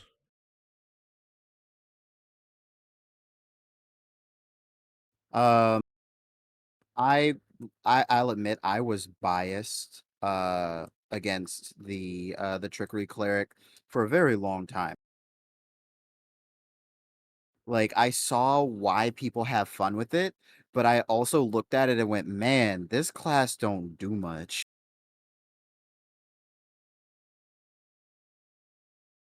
Like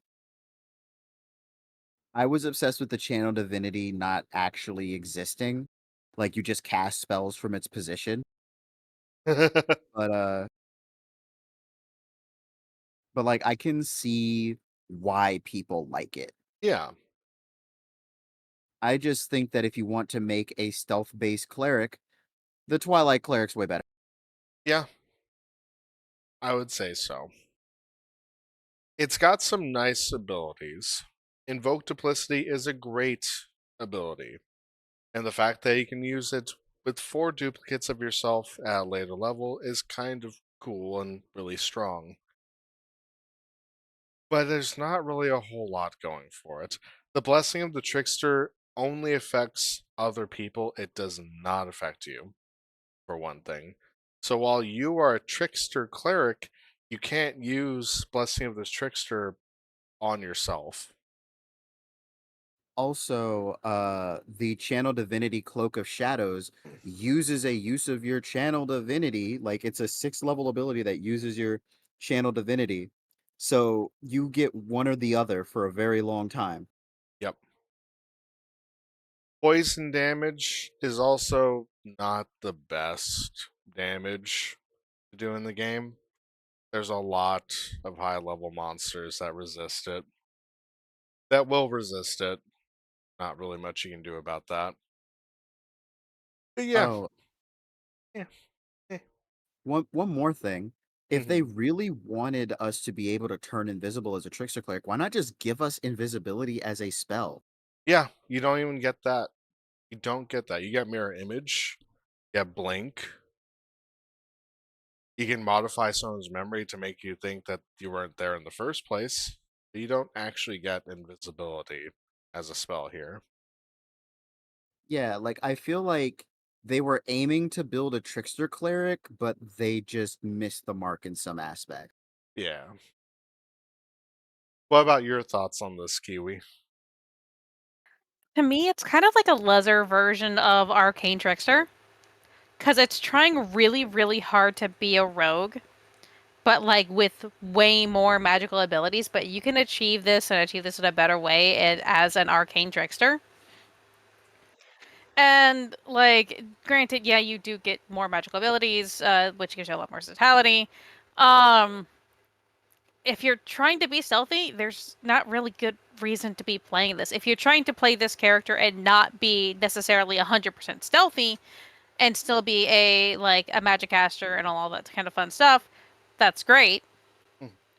You're essentially just a form of the arcane trickster that can do healing spells, which is really cool and really fun, and again covers a lot of your bases.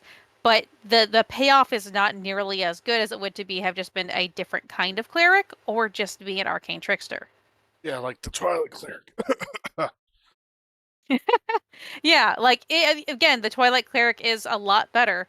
So why not that? And hell, you could even combo the two and be absolutely amazing and just, Well, you know. no, you can only pick one domain. You can only pick one domain as a cleric. No, I mean arcane trickster. Oh, yeah. Yeah. And that would just be an overall more effective character. Even at that point, you would not need to be a arcane trickster. You could just be a regular rogue, probably a better thief or an assassin. Again, probably thief or an assassin, you know. Um, so again, this is a very much a could work kind of a deal if you are just really not into the idea of like multi-classing. Again, perfectly fair. But there's just more effective ways of doing this. Yeah. I'm inclined to agree with that. There's better options for what this subclass is trying to do already. There's way better options for this. Um so if we're talking about could work, is this better or no, it's probably less than the Tempest. I- Yeah, Is it better than the Transmutation Wizard? I I would say it's better than the transmutation wizard. Okay. Like again, like the while the trickery cleric doesn't have like super duper impressive abilities, it at the Uh-huh. very least it is a class that you can play by itself. You're still a cleric. Um and like you can have your own kind of fun with it. As opposed to the transmutation wizard, which is standing in the line, waiting slowly to get those materials to change into other materials. Yeah. At least you're not stuck in the DMV like the Transmutation Wizard. Yeah, it's like, can the transmutation wizard turn a Hmm? handful of silver into a handful of gold for an hour? Yes. Does that make me want to play it anymore? No. Fair. So yeah, I will say I'm inclined to agree. Above the Transmutation, but below Tempest. Your thoughts, Kiwi? Yeah, I would agree because this is a lot easier to play than the Tempest really could ever be, but it's still yeah, it's just you know. It's not if you want to be something tricky, you could be a rogue. Or you could be the next pick, which is the Twilight Cleric, which we're gonna go right into right now. Lord is she who spins in darkness. May she guide us on our path down into the dark. I love Yeah. you. This is better. Like this is not to say like, the difference being like this, but it is night and day, or at least night and twilight. Monday. But let's talk about Twilight Domain Cleric. The twilight transition from light into darkness often brings calm and even joy as the day's labors end and the hours of rest begin. Darkness can also bring terrors, but the gods of twilight guard against the horrors of the night. Clerics who serve these deities, examples of which appear on the twilight deities table, bring comfort to those who seek rest and protect them by venturing into the encroaching darkness to ensure that the dark is a comfort, not a terror. Example deities include Bold Ray, Celestian, Dolara, Helm, Ilmater, Bishalkal, Selûne, and Yondala. As a Twilight Domain cleric, you get Fairy Fire and Sleep, Moonbeam and See Invisibility, Aura of Vitality, Liamon's Tiny Hut, Aura of Life and Greater Invisibility, and Circle of Power and Mislead. At first level, you gain proficiency with martial weapons and heavy armor. Eyes of Night. Starting at first level, you can see through the deepest gloom. You have dark vision out to a range of 300 feet. In that radius, you can see in dim light as if it were bright light, and darkness as if it were dim light. As an action, you can magically share the dark vision of this feature with willing creatures you can see within 10 feet of you, up to a number of creatures equal to your wisdom modifier. Share dark vision lasts for 1 hour. Once you share it, you can't do so again until you finish the long rest unless you expend a spell slot of any level to share it again. Vigilant Blessing. This is another first level ability, so count it. You're getting 3 abilities at first level. The knight has taught you to be vigilant. As an action, you give one creature you touch, including possibly yourself, advantage on the next roll the creature makes. This benefit ends immediately after the roll or if you use this feature again. Initiative roll. Yeah, it's an initiative roll, which is huge. Anything that's giving you like advantage on initiative, chef's kiss right there. Now, Child Divinity Twilight Sanctuary. As an action, you present your holy symbol, and a spear of twilight emanates from you. The spear is centered on you, has a 30-foot radius, and is filled with dim light. The spear moves with you, and it lasts for 1 minute or until you are incapacitated or die. Whenever a creature, including you, ends its turn in the spear, you can grant that creature one of these benefits. Grant it temporary hit points equal to 1d6 plus your cleric level, or you end one effect on it, causing it to be charmed or frightened. Steps of Night. You can draw on the mystical power of night to rise into the air. As a bonus action, when you're in dim light or darkness, magically give yourself a flying speed equal to your walking speed for 1 minute. Use this bonus action a number of times equal to proficiency bonus and regain all expended uses when you finish a long rest. Divine Strike. Once on each of your turns when you hit a creature, you can cause the attack to deal 1d8 radiant damage. When you reach 14th level, the extra damage increases to 2d8. And then Twilight Shroud. The Twilight that you summon offers a protective embrace. You and your allies have half cover while in the sphere created by your Twilight Sanctuary. Just as I said before, Trickery Cleric and Twilight Domain Cleric are night and day. Uh, yeah, like there is so much that this subclass does. I played a lot of this subclass when I was doing a lot of Westmarch play on the Forge Concordance server. Mm-hmm. Um, I was playing my Centaur rogue cleric multiclass. Dirhilder Kostendotter. She was like a reindeer centaur, essentially. My God. Uh yeah. Um it was very fun. I never felt like I wasn't powerful. Um Proficiency with martial weapons and heavy armor so that I don't feel vulnerable. The ability to just like see out to a range of 300 feet. So I'm never truly surprised unless I'm just not paying attention. Um, the ability to just have other people see what I see for an hour. That's amazing. The bonus to initiative effects, right? Great. They actually nerfed the channel divinity. Really? Yeah. They nerfed the temporary hit points because you just get to do that every turn on every creature. They nerfed it so that you had to pick one person. Yeah. Like, because otherwise you're not killing anyone in that sphere. Yeah, no, they're not. It's like it Um, gives you temp HP, or it makes it so that way you don't get charmed or frightened, which, depending on some of the stuff you can fight, can cause some of those effects, but really the big mainstay here is the temporary hit points. Yeah. Um, again, I've talked about the flying speed with the Steps of Night, where like I just uh I turned my reindeer centaur into a Santa Claus joke and just had a bunch of gnomes and halflings like fly with me through the air and drop things on the enemy. And also it's a 1 minute flying speed, a number of times equal to your proficiency bonus. So at a minimum of 2 to a maximum of 6 times per long rest. Yep. And lastly, the Twilight Shroud giving everyone a free shield on their shield. Yeah, that thing's huge. Half cover is nothing to sneeze at. That's huge, especially when you're already creating an area of dim light. So if you're dealing with people that don't have dark vision, you're gonna have a little bit more trouble hitting you, and that's in addition on top of that as well.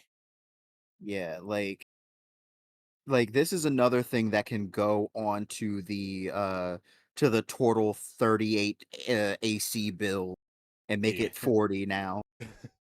Um on top of that, the spell list you get is amazing. Yep.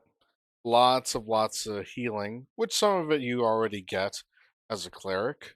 But the fact that you get things like Fairy Fire, Sleep, Moonbeam, really good. I love Yeah. Leomund's tiny hut.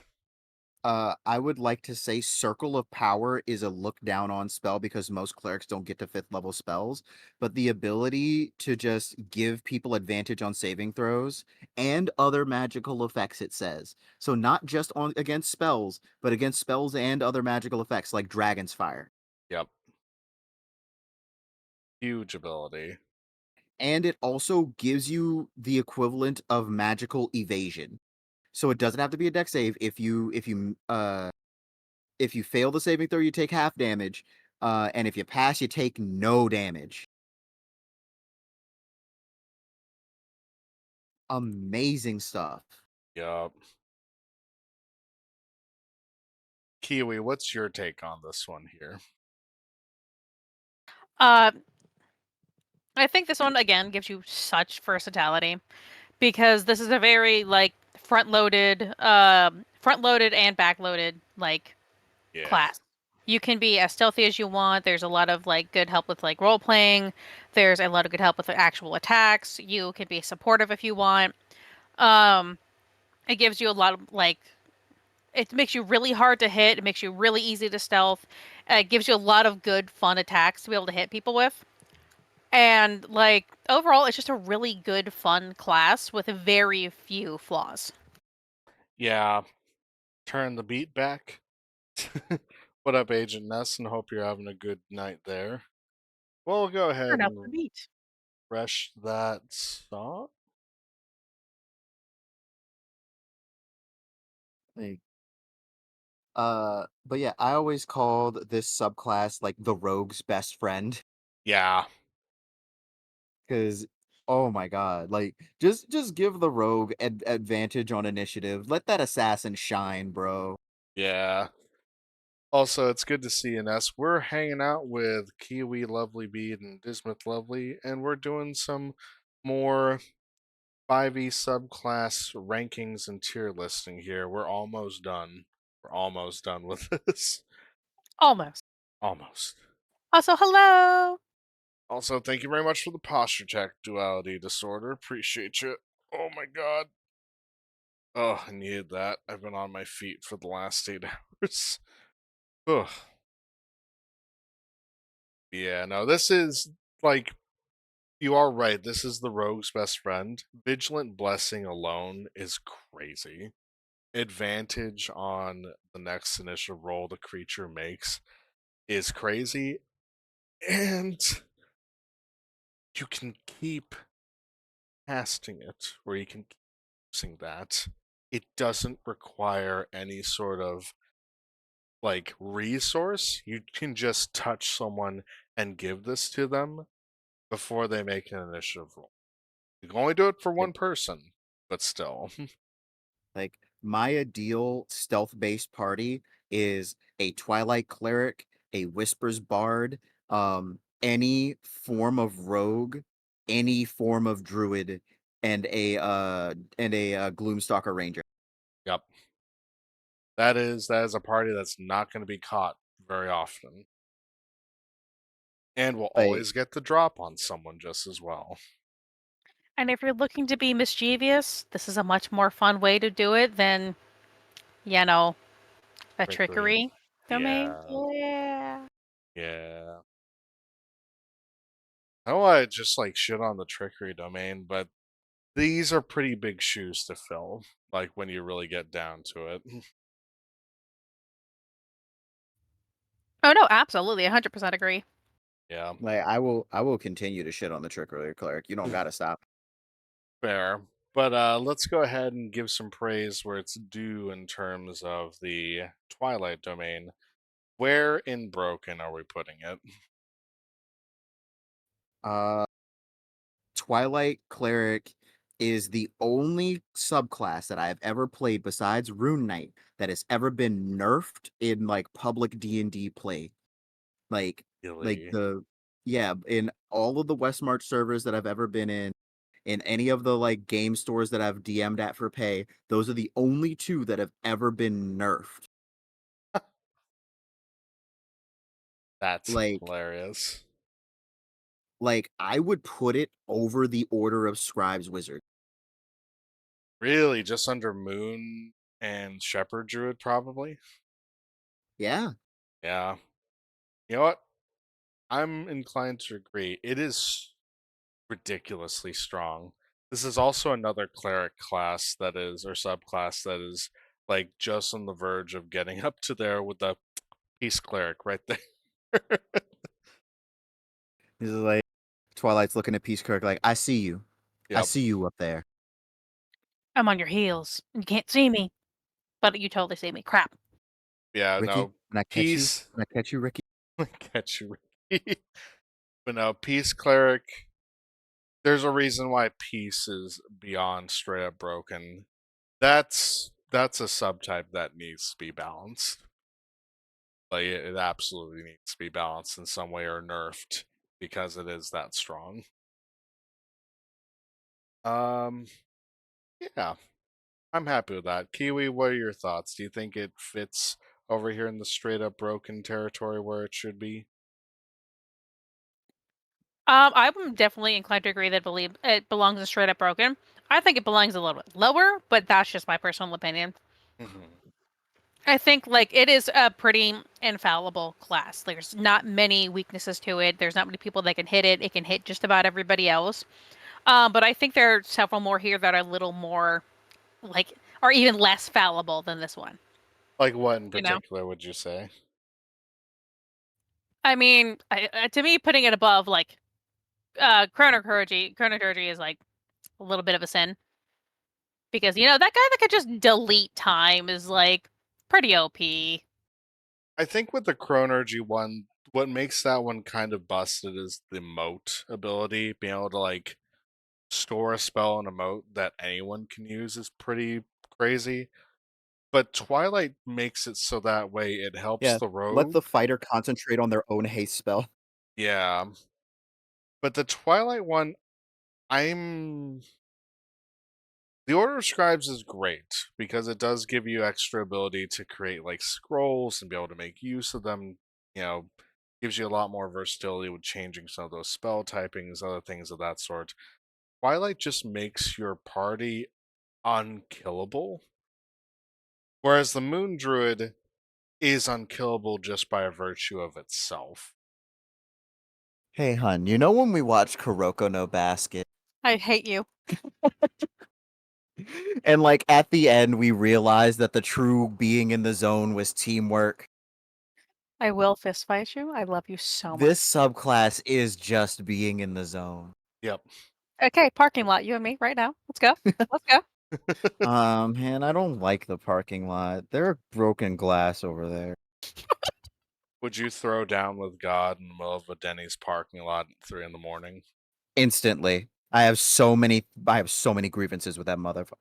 I want you to look at my model right now and tell me, would I throw down with God in a Denny's parking lot? You know what? I can say yes, you would. You absolutely would. I have many things to say to them, particularly. But yeah, I am inclined to put Twilight in this particular stage, right up there with the other unkillables for sure. You ain't killing a Twilight cleric. You surely are not. Nope. Twilight cleric teamed up with a moon druid. Ugh, don't even. Oh, these ones are gonna be bad comparatively to the other ones we were talking about. We have two sets of Death Warlock to deal with Oh no. Oh no. back One to is back. one is bad. The other's worse. Yeah, yeah. Let's see. Undead is first. I think this is the not as bad one. But let's double check. Okay, yes. This is the good one. Good, but still bad. For those that like Campaign 3, this is Laudna. This is Laudna's character right here. Or sorry, this is Marisha Bray's Laudna. Warlock of the Undead. You've made a pact with the Deathless being, a creature that defies the cycle of and life. Sorry, defies the cycle and life and death, forsaking its mortal shell, so it might eternally pursue its unfathomable ambitions. For such beings, time and morality are fleeting things, the concerns of those for whom grains of sand still rush through life's hourglass. Having once been mortal themselves, these ancient undead know firsthand the paths of ambition and the routes past the doors of death. They eagerly share this profane knowledge, along with other secrets, with those who work their will among the living. Beings of this type include the Demi-Lich, Asarak, the Vampire Tyrant Koss the Bloody-Handed, Githyanki Lich Queen Vlakith, the Draco Lich Dragotha, the Undead Pharaoh Uktempat, and the elusive Dark Lord Aslan Rex. As a Warlock of the Undead, you gain Bane, False Life, Blindness and Deafness, Phantasmal Force, Phantom Steed, Speak with Dead, Death Ward, Greater Invisibility, Anti-Life Shell, and Cloud Kill. Good spells. Good spells. Very good spells. Form of Dread. First level, you manifest an aspect of your patron's dread power as a bonus action you transform for 1 minute. You gain the following benefits while transformed. You gain temporary hit points equal to 1d10 plus your warlock level, once during each of your turns. When you hit a creature with an attack, force it to make a wisdom saving throw, and if the saving throw fails, target is frightened of you until the end of your next turn. You're immune to the frightened condition. Transform a number of times equal to your proficiency bonus, and you regain all expended uses when you finish a long rest. The appearance of your form of dread reflects some aspect of your patron. For example, your form could be a shroud of shadows, forming the crown robes of your lich patron, or your body might glow with glyphs from ancient funerary rites and be surrounded by desert winds, suggesting your mummy patron. Grave touched. Your patron's power have a profound effect on your body and magic. You don't need to eat, drink, or breathe.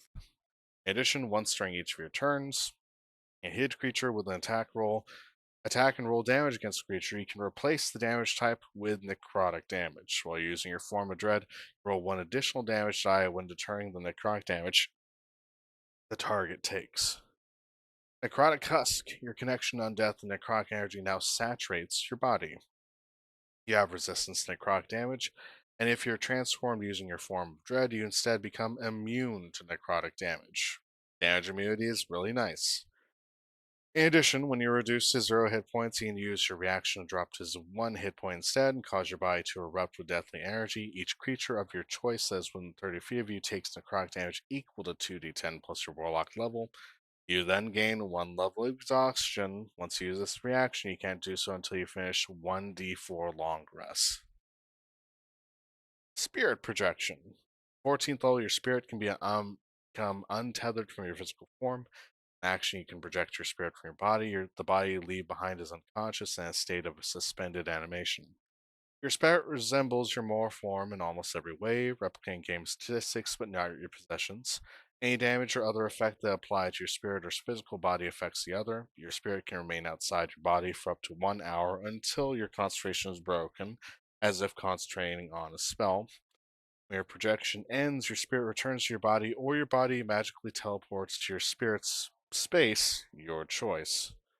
While projecting your body, you gain the following benefits. Your spirit and body gain resistance to bludgeoning, piercing, and slashing damage. Cast spell at the Conjuration or Necromancy School. The spell does require verbal or somatic components for material components that lack a gold cost. You have a flying speed equal to your walking speed and can hover. You can move creatures and objects as if they are difficult, but you take 1d10 force damage if you end your turn inside a creature or an object. And while you're using your form of dread, once during each of your turns, when you deal necrotic damage to a creature, you regain hit points equal to half the amount of necrotic damage dealt. Once you use this feature, you can't do so again until you finish a long rest. Initial thoughts in terms of I'll say the lesser of two evils with the undead warlocks. My bad. Um, Honestly, flavor-wise, it feels great. Yeah. Um, it doesn't seem like it's a terrible warlock. Yep. Um, like it has pizzazz, it has all the stuff you kinda want to do. Hmm. I think its weakness is in its middle levels, like 6th and like the 6th level ability. Yeah. Um, because like, it has good spells, like, False Life isn't the best spell, but it's alright. Hmm. Um, but, like, that's something that you can get for free for just being a warlock. Yeah. Um, and at will. Um, Yep. You do have that as a warlock invocation. Giving a warlock death ward, awesome. Um, but, like, the hit points don't s the hit no, the hit points do scale, they scale with your warlock level, never mind. No, like, honestly, it feels pretty good. Um, I think my biggest issue is the 14th level ability being concentration. Yeah, the fact that it's concentration means that if you get hit once, you have to do a concentration check. And if you fail, which sometimes you can, you get knocked back into your body, or you get your body knocked into your space of your spirit, either or. Yeah, I think that's the biggest issue because like, I don't want my big giant ability that I get for sticking with this thing for 14th levels to be like, "Oh, yeah," and then the dragon does their claw attack, and you're back in your body, and you wake up and you realize you made a mistake. Yep, That being said, the ability to cast conjuration and necromancy spells without verbal, somatic, or material components, busted. busted. That is actually busted. Something I will say, Necrotic Husk is a little bit of a downer. It's nice. I love the ability that you get resistance to necrotic damage, and even when you're using your form of dread, it's immunity. My issue is this particular block here with Oh my the god, penalties. You I didn't gain, even read yeah. that. So if you get hit, you can use as a reaction if you're dropped to 0 HP to come back to 1 HP and then deal damage to everything. But you get a level of exhaustion and you can't do so again until 1d4 long rests later. Oh my Considering god. this is off of you getting knocked out, I personally would remove this Yeah, and that because it's like you're already getting brought down to 0 HP. Why are you penalizing them for having done this as a last resort? like, why are they making exhaustion part of the subclass? I didn't even think about that.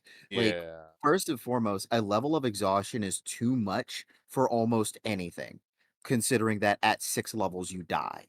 But Yes. on top of that, you can't do so again until you finish 1d4 long rests.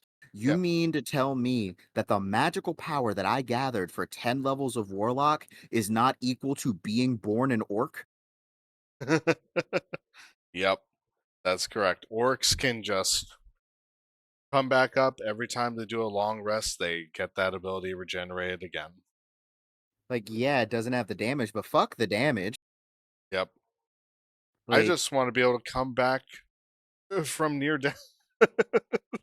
yeah, like what is this garbo? Like, where's the druid? Somebody cast reincarnate on me. Yeah. This is this is a bad ability in the this particular half portion there. Everything else I can be okay with. Kiwi, what's your thoughts on this though? It is extremely disappointing on how close to like a cool subclass this could have been. There's so much flavor. There's so much RP potential. Um, like yes, there's versatility, which I do appreciate. And there's a lot of really decent spells, but they just botch it. You know, like why would you ever make exhaustion part of the class? Yeah, that's a Like problem. like that alone just makes it not worth playing. Why am I going to be playing? Like at that point, you are essentially forced to have to like multi-class because there's no point in getting higher in this. And if it has to be fixed by being forced to be in multi-class, it's not a great class. Yeah. Like if it weren't for that 10th level ability, I would say that this would probably be like solid. But meh, meh, meh. Yeah, if you're doing a low level like campaign, this is a great class for you. This is really fun. But if you're trying to do a higher level, this is just it's not for you. Yeah, Yeah. like, So if that's the case, bear in mind we have one that's worse than this one coming up. Where are we putting the undead warlock? uh, The bottom of could work, maybe? I think it's better I think it's than better than the Tempest cleric. yeah, I would say it's better than the Tempest Cleric. Like the miss synergies of the Tempest Cleric are pretty bad.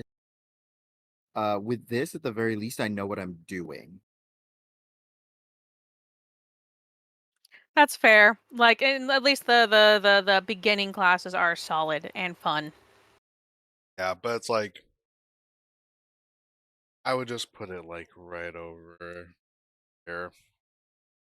Yeah, that feels good. That feels Yeah. all right. And it's above Battle Rager, so that already Yeah, is like better. yeah. Like I was gonna say, I was like, am I gonna put something below Battle Rager? Well, it ain't gonna be this. Nope.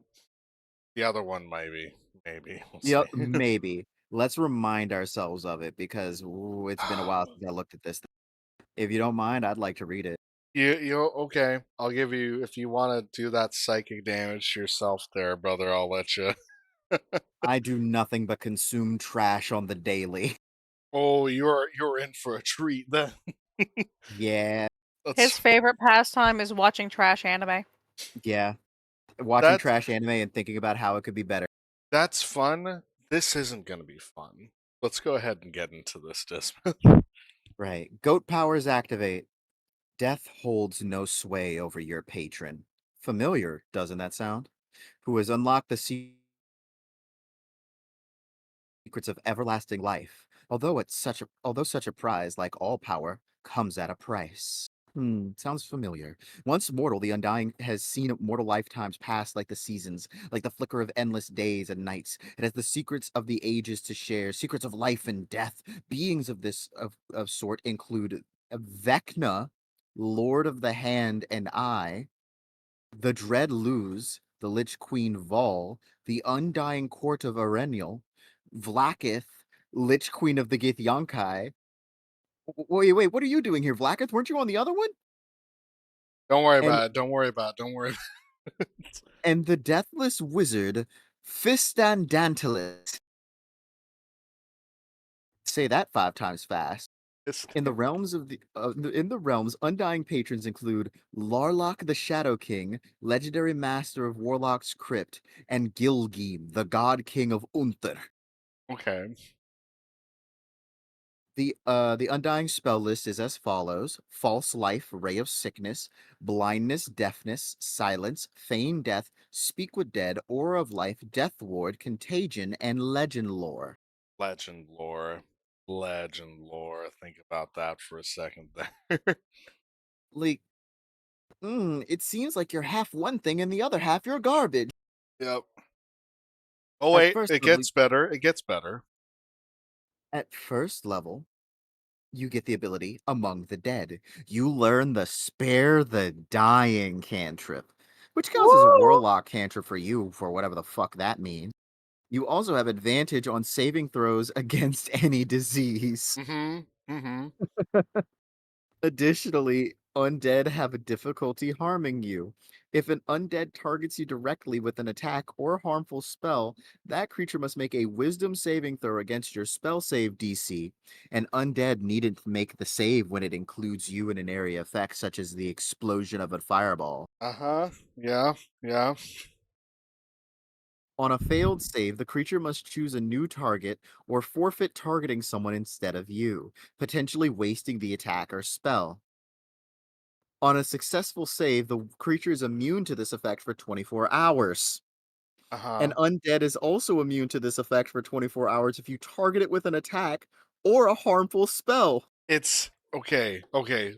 Pause right here. Be It's still, my beating heart. it's shittier Sanctuary. It is not only shittier Sanctuary, it's shittier Charm Person. Uh-huh. They're immune to it, For and they're also 24 immune. hours. And it's not even just it's not even just they get advantage on the save. They're immune to it if you had hit them first. Yes. Which, if we're going by the usual way that an adventuring party deals with undead creatures, guess what happened? Yeah, like the undead have difficulty harming you, unless of course you hurt their feelings by attacking them first. Hmm. Um, like also you get one of the more useless cantrips in the game. But Spare, like, Spare the Dying is okay. I'm just baffled by why they're giving you advantage on saving throw against diseases specifically. which would you rather be? A level 2 cleric, this, or any form of paladin? Paladin, because guess what? I become immune to diseases. Can I Yup. opt to be a level 1 wizard? That would be more fun. Yeah. Yeah. A Yeah. level 1 of anything else would be better. Defy death. Starting at 6th level, you can give yourself vitality when you cheat death or when you help someone else cheat it. You regain hit points equal to 1d8 plus your constitution modifier, a minimum of 1 hit point, and remember, a maximum of 13 hit points when you succeed on a death saving throw, or when you stabilize a creature with Spare the Dying. Once you use this feature, you cannot use it again until you finish a long rest. You get to heal 13 hit points Once. once per long rest. Mm-hmm. Yep. Un- Undying Nature. At 10th level, you can hold your breath indefinitely, and you don't require food, water, or sleep, although you still require to rest to reduce exhaustion and still benefit from finishing short and long rests. Thank you for telling us that. We didn't know. In addition, you age at a slower rate. For Mm-hmm. every 10 years that pass, your body ages only 1 year and you are immune to being magically aged. Uh-huh. Wow. Uh-huh. That throwaway ability that they gave druids, you'd get to have that at level 10. Or you could just be an undead warlock at level 6. Yeah. Oh, but In wait, let's get to the capstone. Maybe this will change it. maybe the capstone, you're right, maybe we should have some faith and the capstone ability will make this better somehow. Indestructible life. When you reach 14th level, you partake of some of the true secrets of the Undying. Okay. On your turn, you could use a bonus action to regain hit points equal to 1d8 plus your warlock level. Like that's a pretty big heal. That's 28 hit points. Additionally, when you put a severed body part of yours back in place when you use this feature, the part reattaches. Uh-huh. Once you use this feature, you can't use it again until you finish a short or long rest. Mm-hmm. That's it? That's it. That's all we get? That's as indestructible a life as you get. Spoilers. It doesn't save it. In fact, this indestructible life is not going to save you You get because here's the problem with this. It still requires you to use the feature, and because it doesn't explicitly say that you're still alive when your head gets decapitated, you probably can't reattach your head. oh my fucking god. Are you sure you don't want the head of Vecna? I mean, I'll take it over this. Oh my fucking god. This is so ass. This, This okay. And this is also from the Sword Coast Adventurers Guide, which, if you guys aren't keeping count, Sword Coast Adventurers Guide has come up with a lot of wild content that is both good and bad. Yeah, like this came out in the same way as the Way of Long Death Monk. And I feel like the Uh, Way of Long Death Monk is better this does this one. way better. It is way better. But it's like they didn't know. It looks like they were trying to get the idea of like undeath, but they didn't know how to do it. Okay, So they so just made you kind of a discount healer, but not even a good one. the thing is, you're not even a discount healer. You only heal yourself. You're a really bad regenerator. Hmm. And on top of that, even if we only compare this to other warlocks, if you compare this with the Celestial Warlock is better at being a undyer than this. Yeah. Yeah. Yeah. Like, what is this severed body part bullshit? I think there's only two abilities in the game that remove body parts, and one of them is the Vorpal Sword, and the other one I think is like, no, I'm thinking of the owlbears from 3.5. Yeah, it's just Vorpal Swords. And the sword of short of sharpness. The sword of sharpness is also able to lop off body parts. But that's two sword based items when most of the enemies are just gonna kill you. Like, this is an undying thing that can't come back when it's killed. Yeah. And it also can't stop itself from being killed. Nope. It cannot. It can play Like dead. like it doesn't even let you automatically succeed a death save. You just get hit points when you pass a death save. Which if you're playing in meat grinder mode where the death saves are 15 instead of 10, you're not coming.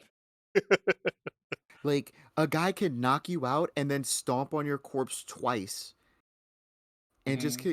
like someone can just magic missile you after you get knocked out and you just die and you don't get to use any of your abilities. What is this garbage? I've had that happen to me before. This is not a great feeling. Yeah. I've been hit with a lot of instant kill effects that like if you fail the save, you just die. Oh, Like this doesn't do anything for that. I've also been dealt with that. I've had disintegrate cast on Yeah, me. I have been bodacked, I have been instant killed, I have been disintegrated. Good Like fuck times. this. Good times. And like I am so glad that I never even considered this subclass. I'm so glad that this thing is getting erased. Which, anyway, do you have input for this subclass that you would like to talk about? I mean, I could be a level 6 cleric and be stronger than this guy. Yeah. This is some kid I would bully on the fucking playground for yelling, "My dad's really cool," and then immediately tripping over his shoelaces. Like this is in the same vein as the Four Elements monk to me because it is a thing that actively makes its class worse. Yeah. Yeah. because instead of focusing on like Eldritch blasting or any other warlock build you can do, you're instead thinking like, oh, I can invest in my hit points and be like a tanker. And instead, no, you cannot. Damn, hips don't lie, and damn, you're evil, says Agent Ness. But no, yeah, this the f- Just as a disclaimer, I only bully jocks, not actual nerds. Yeah, Just putting that out there. yeah, my honey's a bully. there we go. I can appreciate that. Um, but yeah, there's only one place that this deserves to be in, and that's deleted territory. Delete this. Is it worse than the Four Elements? Like, the Four Elements is bad at its job. This is also bad at its job, like, but in a completely different and new way. Like, hold on.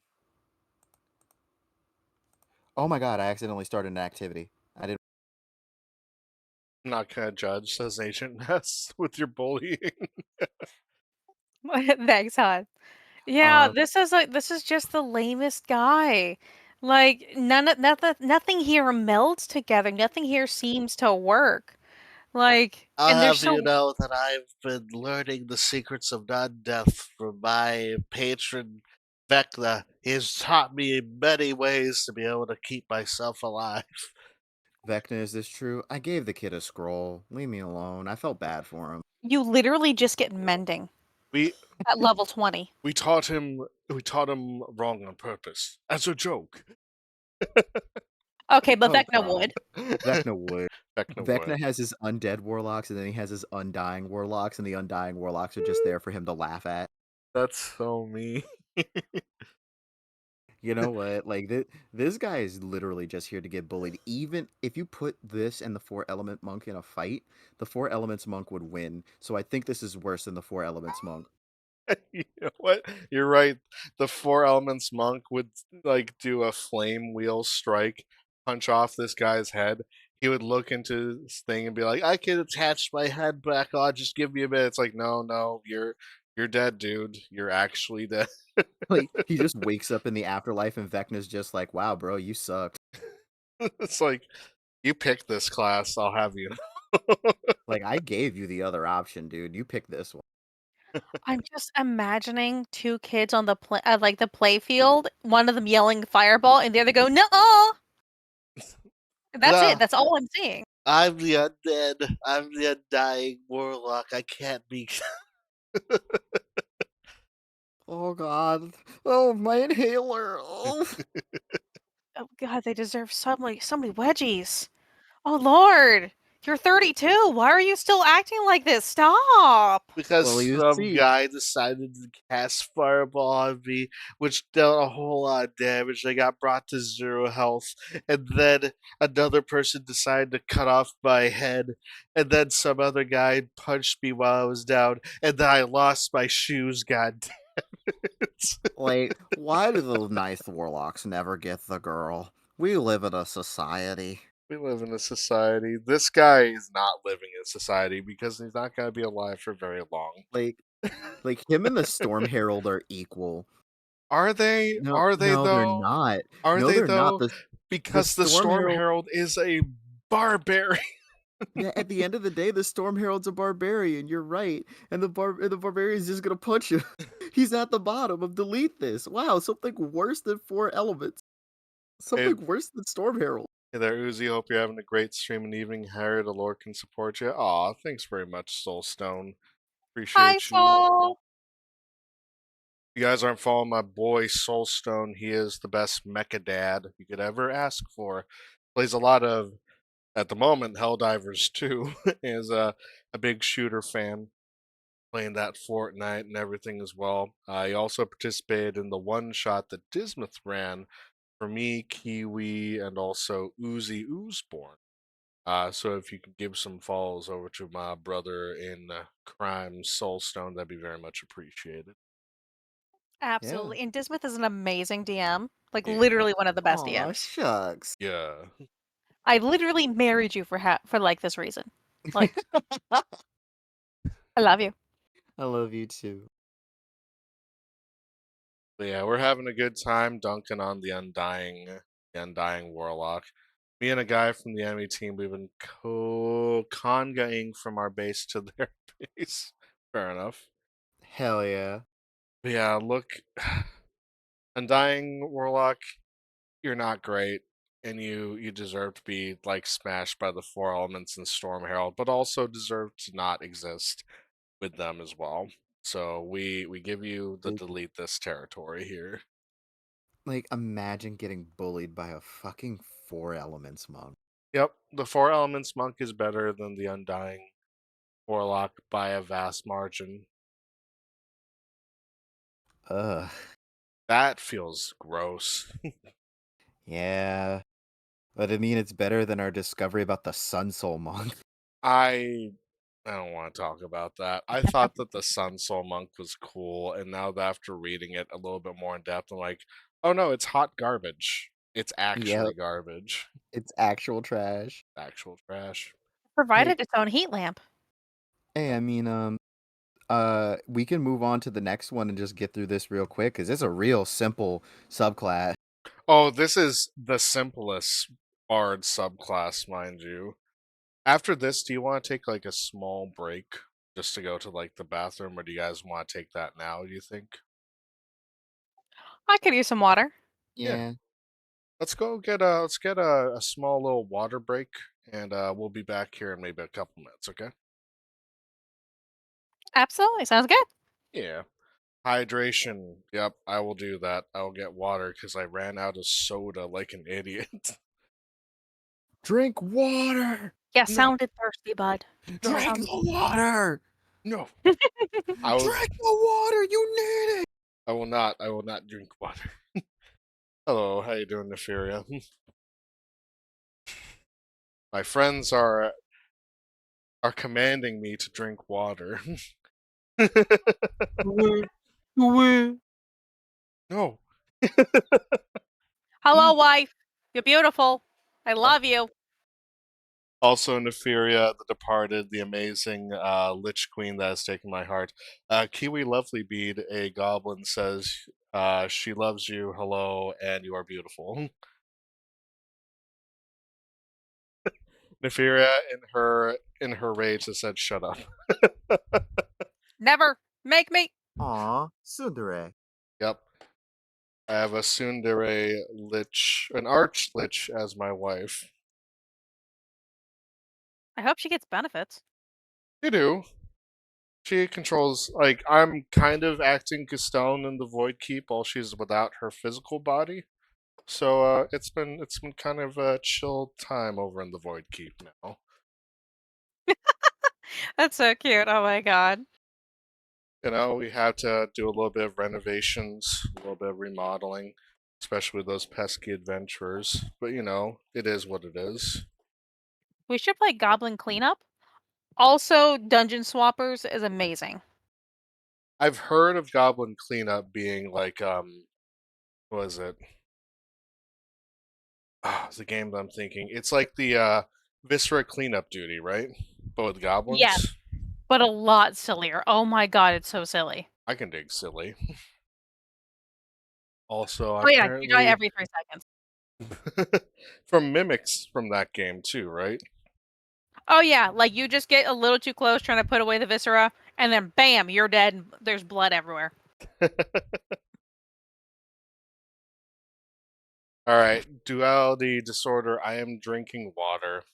I have 2 cups of water before me. Yay! Loving wife. Alright, break time. 1, 2, 3, go. I just poured water onto myself. Shit. Classy. Love it. Absorb Fuck. it. You're an So ooze. coordinated. I gotta mop it off the floor. Just gotta slurp it up. Yeah, to bully you too. First time chat. Duality disorder says thank you. No worries. I can drink. I can drink water when commanded to. It's fine. Alright, I will be right back. Nice.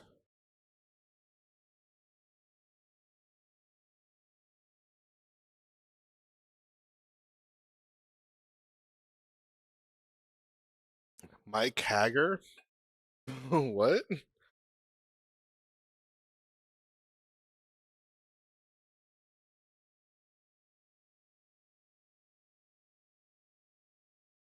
Oh, from Marvel vs. Capcom, right? Street Fighter?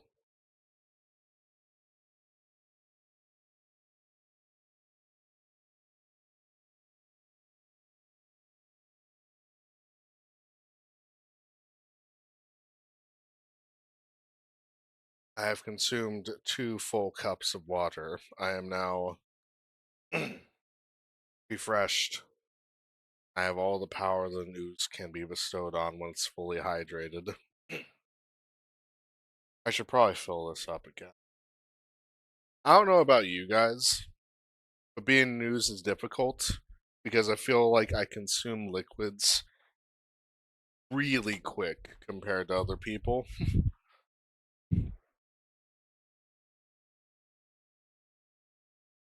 Because, like, I can down a monster in like a couple minutes if push came to shove, or if I'm really thirsty. Probably shouldn't do that, but I do.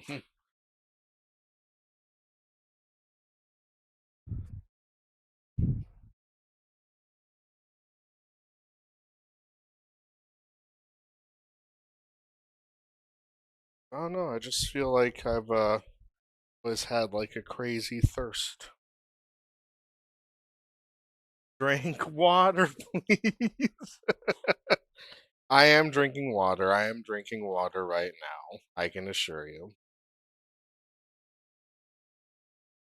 But water sometimes just doesn't have the flavor I crave. I like the sweet sugar stuff.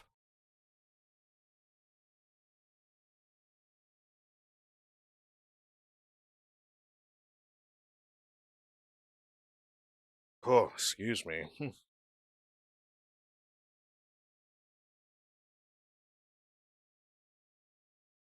Randomly, while we're waiting for Bismuth and Kiwi, I'm just randomly scrolling through Twitter. And granted, don't flavor blast your brain, drink water. Fair, fair. Um, I'm scrolling through Twitter and I'm noticing that there's just a lot of thirst traps just going on right now in the VTuber community, which I mean, if you're part of the VTuber community, that's just normal. Just normal. But I just find it funny that clicking over to Twitter, I just see a whole bunch of like blurred images, and I also saw that there's 69 more posts. So I think funny number reached.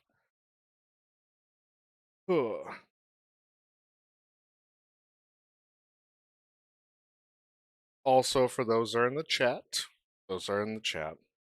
I did want to also let you know that soon enough, either this week or next week, I'm hoping we can probably get into it this week. I should be starting up my donathon. I am going to be doing a little bit of a donathon just to help with some expenses between me and at least some of my, well, more particularly me and also my wife at the moment. I won't get too much in detail for it, but I do have some very funny hijinks in store for that. I got lot a lot of things for the Wheel of Punishment to be had just as well. So we should be in for quite a treat once I get into the donathon, and you guys I'm back. can punish me as you see fit. Welcome back. I heard punishment. Yeah, so I'm gonna be doing a donathon soon. I'm so angry, I'm full of energy. Why are you so angry? Agent Ness. I was I was talking to them, and once I get my donathon set up either this week or next week, I am gonna have a pretty substantial wheel of punishment. Which some of the punishments include are not limited to eating pickle cotton candy, which is Ugh. exactly as it sounds. Spoonfuls of mayonnaise, mustard, shaving my arms and legs, and even getting like shot by a Nerf pistol from my darling wife as well. What a loving wife. Yep, it's gonna be great. It's good stuff all around. Yeah. All right, but if y'all are back and have yourself proper water and refreshment, everything, not And really angry, package, yes. nice. Then we'll go into the College of Valor, the Valor Bard. A nice and normal bardy boy. Look how small this is, mind you. That is all that there is to this subclass. Bards of the College of Valor are daring skalds whose tales keep alive the memory of the great heroes of the past and thereby inspire a new generation. These bards gather in mead halls or around great bonfires to sing the deeds of the mighty, both past and present. They travel the land to witness great events firsthand to ensure that the memory of those events doesn't pass from the world. With their songs, they inspire others to reach the same heights of accomplishment as the heroes of old. Bonus proficiencies. When you join the College of Valor, at 3rd level you gain proficiency with medium armor, shields, and martial weapons. Combat inspiration. Also at 3rd level, you learn to inspire others in battle. Creature that has the bardic inspiration die from you can roll that die and add the number rolled to a weapon damage roll it just made. Alternatively, when attack roll is made against a creature, it can use its reaction to roll the bardic inspiration die and add the number roll to its AC against that attack after seeing the roll, but before knowing whether it hits or misses. Extra attack, it's starting at 6th level, you can attack twice instead of once, maybe take the attack action on your turn. And Battle Magic, at 14th level, you have mastered the art of weaving, spell casting, and weapon use in a single harmonious act. When you use your action to cast a Bard spell, you can make one weapon attack as a bonus action. That's it. That's really it. That's all there is to this class. There's nothing else beyond that. I mean, simple, and he doesn't fuck it up. I Like, don't know about that. Okay, doesn't fuck it up too hard, which is still better. this guy doesn't make straight A's at Bard College, but he at least passes the course, I guess. He got into Bard College on a sports scholarship. Yeah, So he's Troy from High School Musical. he is Troy Bolton from High School Musical. Quite And literally, this is yeah. the start of something new, except it's really quite old. This came out in the player's handbook. Yep. Player's Handbook Bard. And it's okay. The combat inspiration is nice. If you're rolling around with a lot of fighters or rogues, they'll love you for it. But it's really basic compared to the other bards. Yeah, like even if you compare it to like the lore bard, it's basic. Yeah. And the lore bard gives you extra magical secrets at that. Like like its contender in the martial bard space is the swords bard, and the swords bard blew me away. This does not get me out of bed. Nope. Like it's it can work. It's just like it's really boring. Yeah. Yeah, I'm inclined to say and agree with that. Not even much to say about it. There's no interesting interactions with its ability. Nope. Does a little bit more damage here or there. Like Gives you the extra attack. But why use your extra attack when you can use a weapon attack as a bonus action? You cast a bard spell. Also, why is battle magic so late? It is pretty late, considering, isn't it? Yeah, like at that point, why? You're not even gonna get to this level. Move that shit up. Like, if we're looking at other bards, just like what Dismuth has said, if we're looking at the Swords Bard is better in every way.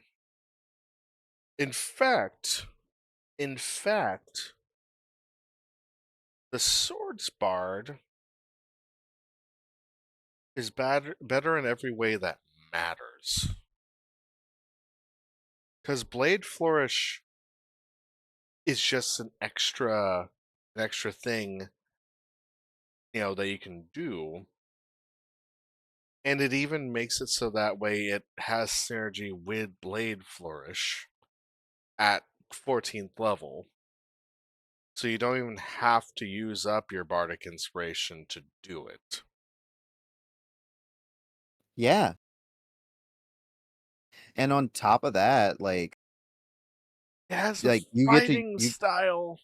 yeah, it gets a fighting style, and also you get a blade flourish as part of your action, as part of your attack action. So you can still bonus action bardic inspiration somebody. Hmm.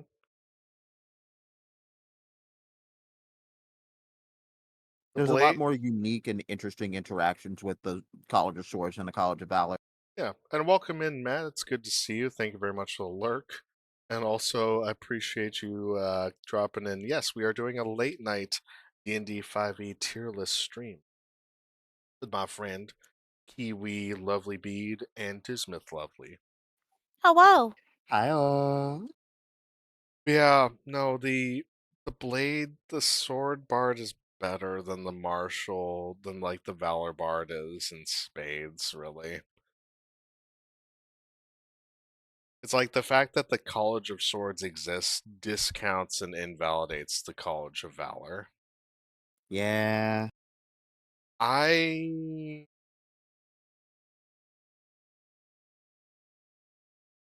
I would actually put this in forget it territory. Fair. Don't even bother being the Valor bard because the reality is you can be better. Yeah. Nobody is ever going to pick this subclass again unless they just don't know about the other subclasses or they're afraid of overcomplicating their character sheet. And even then, like the College of Swords bard is not a complication. It's very fun. It's actually an extraordinarily fun and intuitive bard Yeah. college to be. Yeah, it fills your it basically gives you finishing moves in melee. That's really dope. Yep. Yeah, no. While the College of Swords is available, don't think about the College of Valor. It's not worth your time. Maybe in a world where the College of Swords wasn't around or didn't exist, it would be okay. Yeah. Yeah, I'm cool with that. Do you think what's your thoughts on the ranking there, Kiwi? Put it at the bottom. At the bottom. Okay. Just Would you even say maybe it might be deleted territory? it's just almost deleted territory because he's just kind of there. I He mean, he's I not good wouldn't at his put him job. down with the four elements, monk. He can be He's just above him, but barely. yeah, it's just yeah, I guess you can forget about him. He's so forgettable. Mhm. Uh I can literally just barely not think of another thing that I would want to play under this. You Mhm. know, like this doesn't even make it into my bottom. Like it's just so forgettable. No, delete it, delete it, delete it.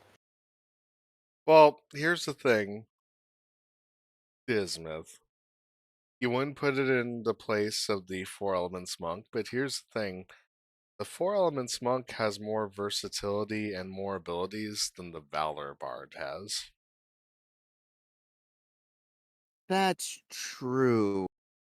The Valor Bard has, like, if we're Yeah. talking about just like straight out what it has two things: combat inspiration and its bonus proficiencies at third level. The College of Valor has three.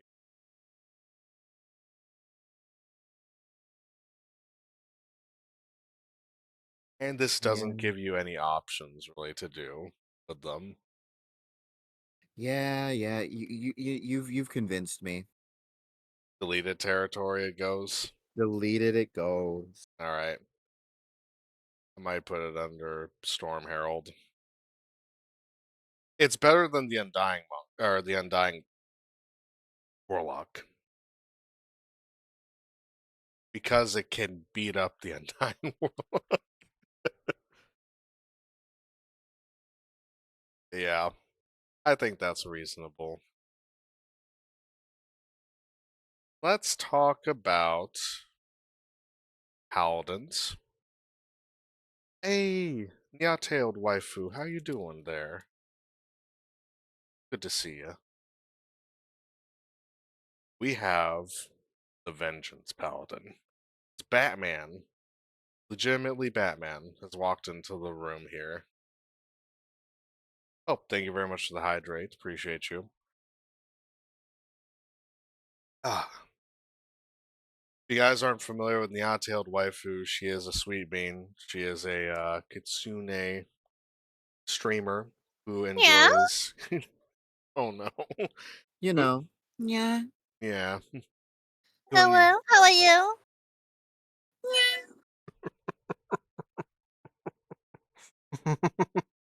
D&D rankings, yes, we are actually we are ranking all of the subclasses for D&D 5th edition.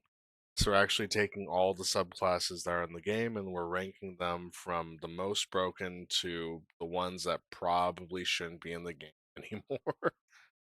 And I'm also joined with my friends Kiwi Lovely Bead, adorable goblin waifu here, and her Hello. partner Bismuth, amazing GM and overall just great gamer and dungeon master all in one.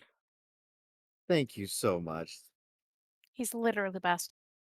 Bless you. Also see Never. Valix there, Vengeance Paladin, pretty decent. I'm inclined to agree. I like the Vengeance Paladin quite a bit. Yeah. Usually I'm a hop off. I'm me tired. Good night, says Agent Ness. Well, hey, Good good night God. there. Good night. Good night to you, Agent Ness. I'm hoping you get some sleep, some good. Honestly, all the standard paladins or PHP paladins are good. I would be inclined to agree with that. I'd be inclined to agree with that. But let's talk about the Oath of the Vengeance. The Oath of Vengeance is a solemn commitment to punish those who have committed a grievous sin. When evil forces slaughter helpless villagers, when entire people turn against the will of the gods, when a thieves' guild grows too violent and powerful, when a dragon rampages through the countryside, at times like these, paladins arise and swear an oath of vengeance to set right that which has gone wrong. To these paladins, sometimes called avengers or dark knights, their own purity is not as important as delivering justice. I'm a Witcher two-handed fighter, give me a scythe or give me death, says Nyatailed waifu. Fair enough. Tenets of Vengeance. The tenets of the Oath of Vengeance vary by paladin, but all the tenets revolve around punishing wrongdoers by any means necessary. Paladins who uphold these tenets are willing to sacrifice even their own righteousness to mete out justice upon those who do. So, the paladins are often neutral or lawful. Neutral in alignment. The core principles of the tenets are brutally simple. Fight the greater evil. Faced with the choice of fighting my sworn foes or combating a lesser evil, I choose the greater evil. No mercy for the wicked. Ordinary foes might win my mercy, but my sworn enemies do not. By any means necessary, my qualms can't get the way of exterminating my foes. And restitution, if my foes wreak ruin on the world is because I failed to stop them, I must help those harmed by their misdeeds. Oath spells. Because you are a badass vengeance paladin, you get Bane, Hunter's Mark, Hold Person, Misty Step, Haste, Protection from Energy, Banishment, Dimension Door, Hold Monster, and Scrying. Channel Divinity. Abjure enemy. As an action, you present your holy symbol and speak a prayer of denunciation using your channel divinity. Choosing one creature within 60 feet of you that you can see, the creature must make a wisdom saving throw unless it's immune to being frightened. Fiends and undead have disadvantage on the saving throw. On a failed save, the creature is frightened for 1 minute or until it takes any damage. While frightened, the creature's speed is 0 and it can't not benefit from any or it can't benefit from any bonus to its speed. On a successful save, the creature's speed is halved for 1 minute or until the creature takes any damage. Vow of Enmity. As a bonus action, you can utter a vow of enmity against a creature you can see within 10 feet of you using your channel divinity. You gain advantage on attack rolls against a creature for 1 minute or until it drops 0 hit points or falls unconscious. Relentless Avenger. By 7th level, your supernatural focus helps you close off a foe's retreat. When you hit a creature with an opportunity attack, you can move up to half your speed immediately after the attack. As part of the same reaction, this movement doesn't provoke opportunity attacks. Soul Vengeance. The authority with which you speak your vow of enmity gives you greater power over your foe. When a creature under the effect of your vow of enmity makes an attack, you can use a reaction to make a melee weapon attack against that creature if it is within range. Avenging Angel. You can assume the form of Angelic Avenger. Use your action to undergo a transformation. For 1 hour, you gain the following benefits. Wings sprout from your back and grant you a flying speed of 60. You emanate an aura of menace in a 30-foot radius. The first time any enemy enters the aura or starts its turn there during a battle, the creature must succeed on a wisdom saving throw or become frightened of you for 1 minute or until it takes any damage. Attack rolls against a frightened creature have advantage. Once you use this feature, you can't use it again until you finish a long rest. Yeah, it's a it's a very focused paladin, I would probably say. What's your guys' I thoughts on this? like I love the flavor of it because like the Vengeance Paladin is specifically meant to be like, there's one guy over here that I need to absolutely dunk on. Mm-hmm. There is one person who needs to feel my fucking steel right now. And for a guy who wants to like be the power focus of a group, that's amazing. Yep. It has abilities made to like help you track people down, hold them in place once you find them, stop them from escaping, find out where they are if they do get away. Like you become the John Wick of D&D by playing this class, and I don't feel like you miss that at any point. Yep. There's one thing I would say though about this that makes it a little bit lesser than other paladins. There's no aura abilities. Yeah, there's no aura ability, but honestly, I don't think it needs it Mm-hmm. because you're meant to be like the lone avenger. Other paladins are worried about how other people perceive them. This paladin is not. Like, and it has a thematic reason for lacking that. Like it gets True. the basic paladin aura protection from its base class, but it doesn't need to have that. Getting the ability to chase down people and like abandon your party, fucking amazing. Like they just wrote it into the game that is just like, yeah, you can opportunity attack a guy and then chase after them. Like your Yeah, party will catch up. It's fine. I do like the thematicness of this being a Dark Knight. Playing like Final Fantasy 14, if you guys have gotten through the Dark Knight, like the actual like class quests and stuff for that, very very familiar and very like understandable with this. But just the idea of like having a paladin that rushes after evil like with such fervor and such like zeal to do so, it's inspiring. And it definitely shows if you have like someone that plays an Oath of Vengeance paladin very well, this gives a lot of really cool RP moments if they're able to play that up really well for you. Unless you're in my group, I claim all your skulls and bones no matter the game. Lamau also I've never played this class, but I've seen others play it. Yes. One of my good friends, we're kind of not exactly on good speaking terms at the moment though, but one of my good friends actually played a Vengeance Paladin for Waterdeep Dragon Heist, and it was being in a town filled with such like evil stuff, especially with all the different like characters and like interesting villains and stuff really made a lot of really RP opportunities with that. But one, Yeah. oh, sorry, go ahead. Oh no, please continue. I'm sorry.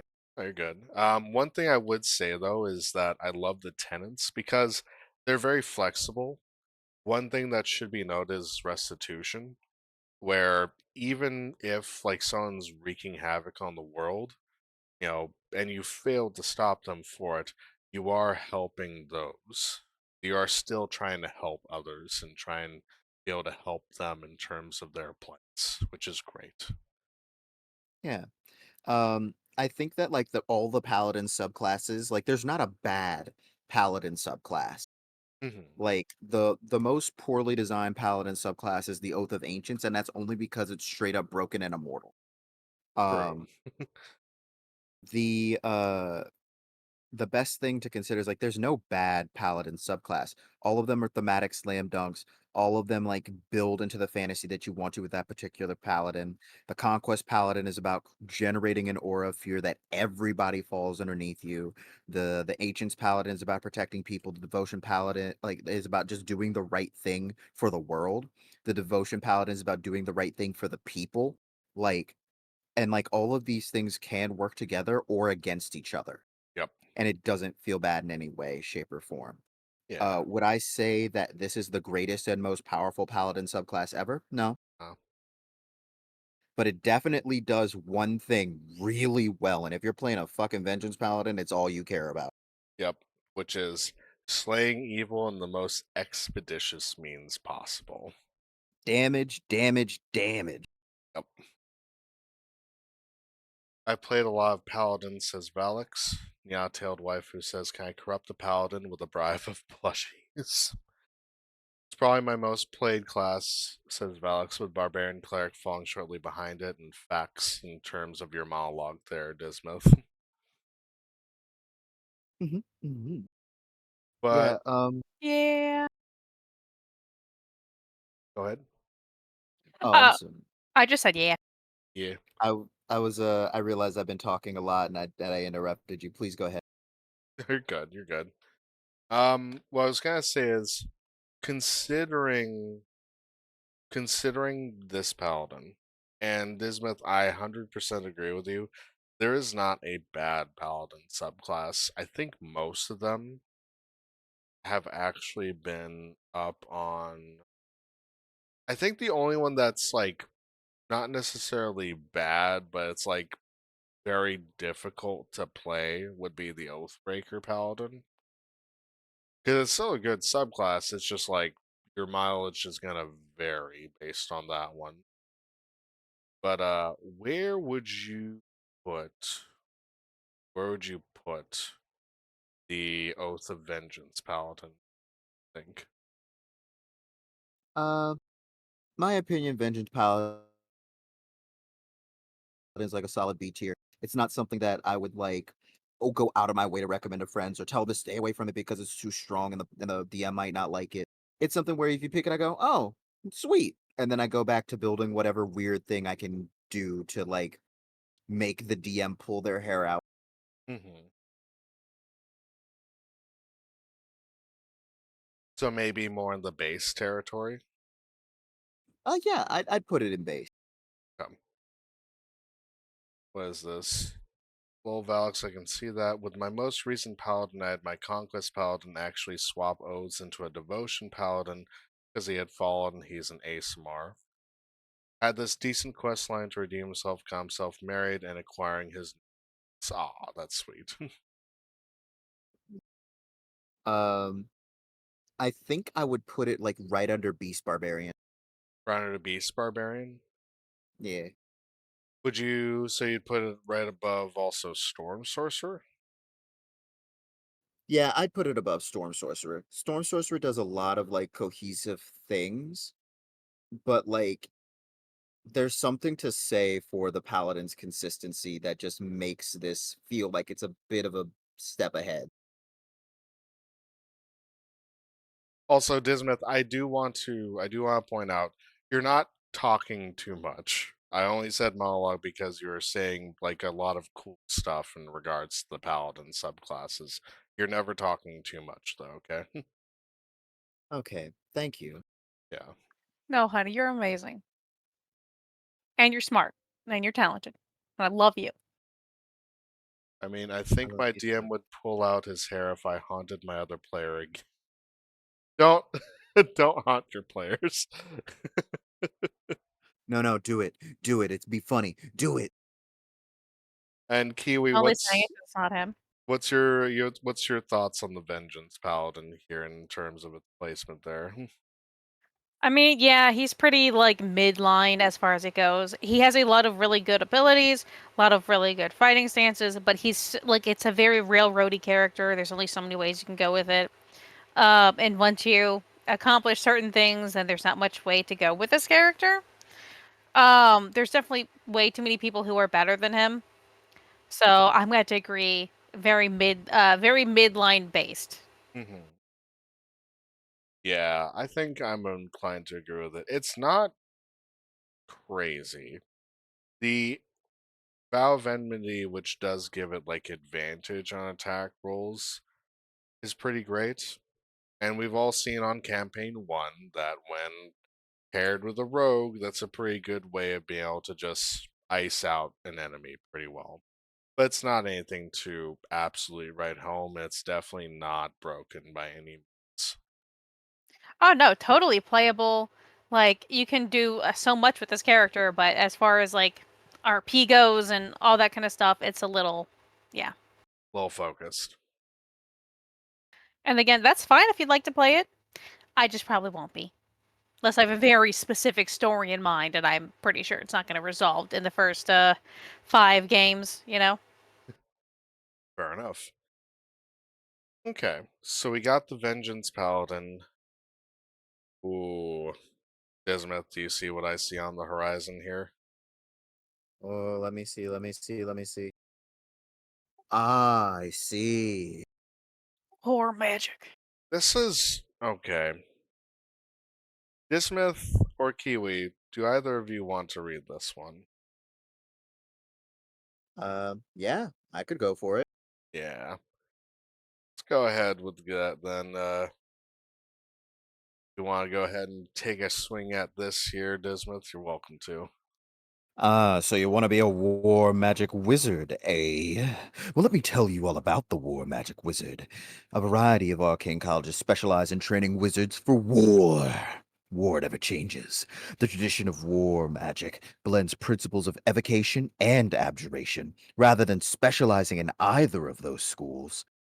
It teaches techniques that empowers a caster's spells, while also providing methods for wizards to bolster their own defenses. Followers of this tradition are known as war mages. Isn't it an epic title? We'll get you a badge. Join your local army. Uncle Sam wants you. They'll see their magic as both a weapon and an armor, a resource superior to any piece of steel. War mages act as fast in battle, using their spells to seize tactical control of a situation. Their spells strike hard, while their defensive skills foil their opponent's attempts to counterattack. War mages are also adept at turning other spellcasters' magical energy against them. In great battles, a war mage often works with evokers, abjurers, and other types of wizards. Evokers, in particular, sometimes tease war mages for splitting their attention between offense and defense. A war mage's typical response: what good is being able to throw a mighty fireball if I die before I cast it? So he's at Brannigan. That's right, Leela. I am a war magic wizard. Don't you see my great and mighty staff? Large, thick, velour. Get out of my house. I love him so fucking much. Uh, This is my arcane implement. There are many like it, but this one is mine, ladies. get out, I swear to God. At second level, you have learned to weave your magic to fortify yourself against harm. When you're hit by an attack or you fail a saving throw, you can use your reaction, gain a +2 bonus to your AC against that attack, or a +4 bonus against that saving throw. When you use this feature, you cannot cast spells other than cantrips until the end of your next turn. Also at second level, you get tactical wit. Your keen ability to assess tactical situations allow you to act quickly in battle. You can give yourself a bonus to your initiative rolls equal to your intelligence modifier. At sixth level, you get power surge. You can store magical energy within yourself to later empower your damaging spells. You can store a maximum number of power surges equal to your intelligence modifier, with minimum of one, all Zap Brannigan needs. Whenever you finish a long rest, your number of power surges resets to one. You're a devil, by the way. Of course I am. I told you where I was from. Whenever you successfully end a spell with the spell magic or counterspell, you gain one power surge as you steal magic from the spell you foiled. If you end a short rest with no power surges, you gain one power surge. Handouts, just like Zap Brannigan likes. Get out. Once per turn, when you deal damage to a creature or object with a wizard spell, you can spend one power surge to deal extra force damage to that target. The extra damage equals to half your wizard level. Hmm. At 10th level, you get durable magic. The magic you channel helps ward off harm. While you maintain concentration on a spell, you have a +2 bonus to AC and all saving throws, because Zap Brannigan likes to remain protected. At 14th level, your arcane deflection becomes infused with deadly magic. When you use your arcane deflection feature, you can cause magic energy to arc from you. Up to 3 creatures of your choice within 60 feet of you each take force damage equal to half your wizard level. Now, if you don't mind, I'm gonna take a bit of a break, maybe with a bottle of champagne. Devil. Beast. I love you. So there's quite a bit to this. And it's a very reactive subclass because the arcane deflection is only after you get hit by an attack or you fail a saving throw, for one. Tactical wit is strong though. Having a Yeah. bonus to your initiative rolls equal to your intelligence modifier as a wizard is golden. Um, it's kind of weird because Power Surge is more based on you taking away spells from other characters, your dispel magic, your counter spell. You have to foil a spell in order to be able to make use of it. And it really is more of just an extra oomph of damage for you to use. You get quite a few of them if you keep using counter spell. Um, the deflecting shroud could be cool, but it does require you to use arcane deflection, and then it does make it so that way you can deal half your wizard level to 3 creatures of your choice. That's like, Like, that starts at 7 damage and scales all the way to 10 damage.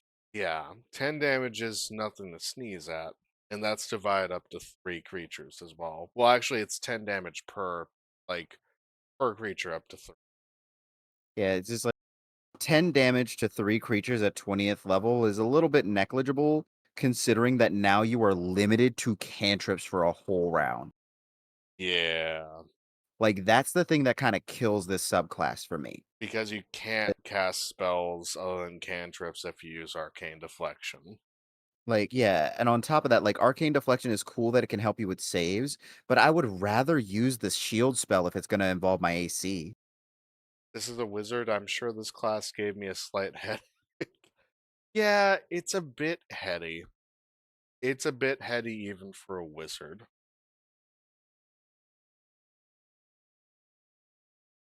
Yeah, because like the thing is, I like the interaction between the abilities.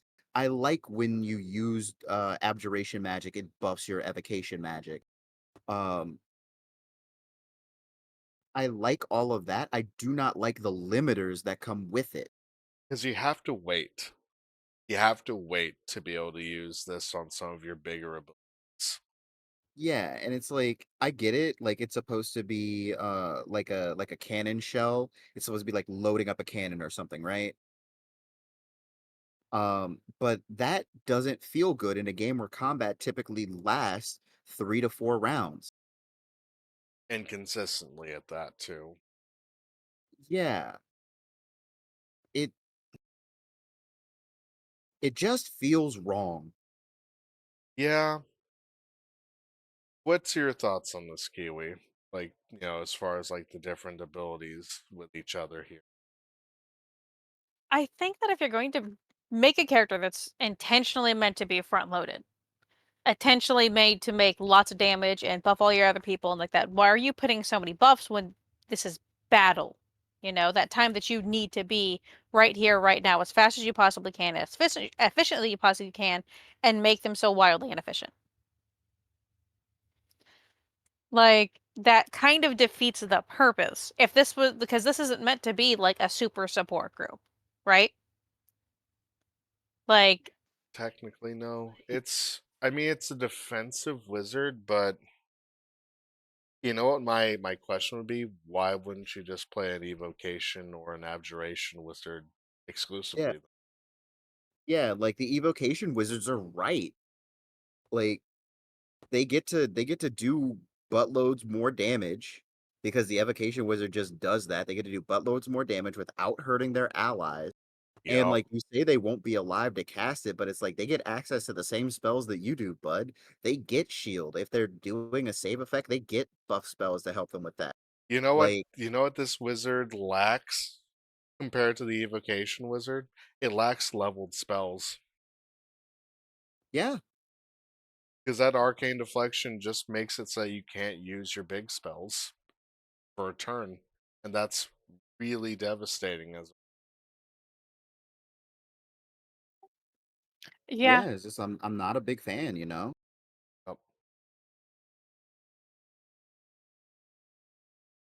I think this class, I think this subclass suffers from a problem similar to the transmutation wizard, where you have to wait. You have to Yeah, wait, you have to respond. You're not able to be proactive, you have to these are responsive abilities compared to like other wizard classes which are more proactive. yeah, it really just doesn't feel good to play. It like I understand what they are aiming for, but they didn't bother to make the class feel like how the description makes it sound. Like this class is Zap Brannigan. He makes himself sound way bigger than he is. Because the evocation wizard's like, why'd you do that? You kind of fucked yourself. And he's like, what good is being able to throw a fireball if I die before I can cast it? And then the fucking evocation wizard calls him a coward, and he just goes, Well, it's like what good is not using a fireball if the battle lasts less time? yeah, like it just, mm, It's like because you can open up with a fireball any time as a wizard. It's a spell. It's a good spell for a reason. That's like this class almost makes it so you don't want to cast fireball. yeah, like it stops you from doing what you want to do. Yep. we do not play classes that punish you for playing the class. Yeah. I think that's what the problem with the war magic wizard is. It's punishing you for being a wizard. And that's a sin. Which is right Yep. where the Sun Soul is. Yay! Sun Soul Monk. Okay.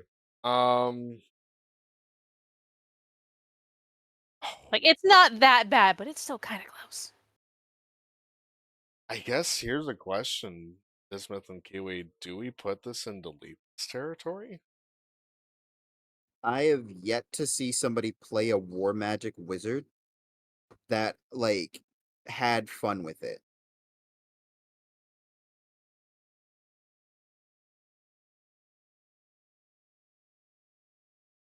Like I've seen people play War Magic Wizards, and like half of them went, "I should have played Order of Scribes instead." I remake my character. Oh no, you're right. Because they're like, I don't use most of my class abilities unless I'm storing up a bunch of power surges through counterspell to do one big spell. I don't use arcane deflection unless I'm absolutely going to die to a big spell. Yep.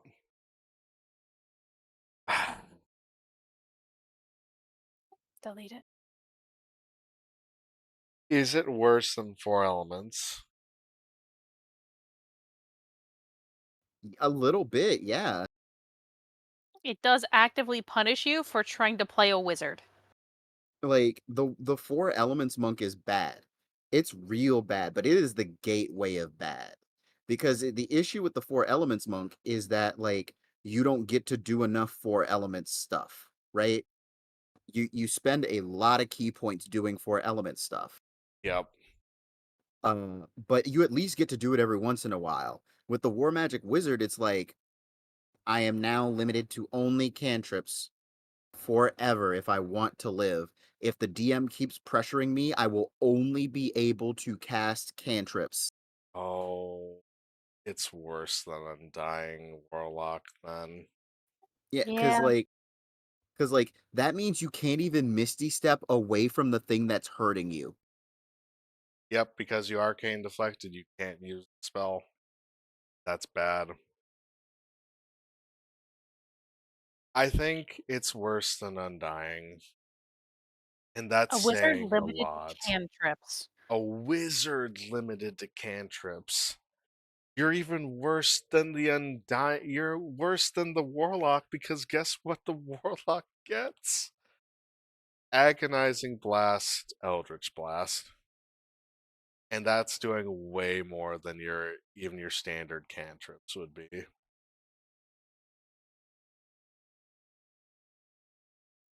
Not fun. Yeah. Not fun at all. Damn.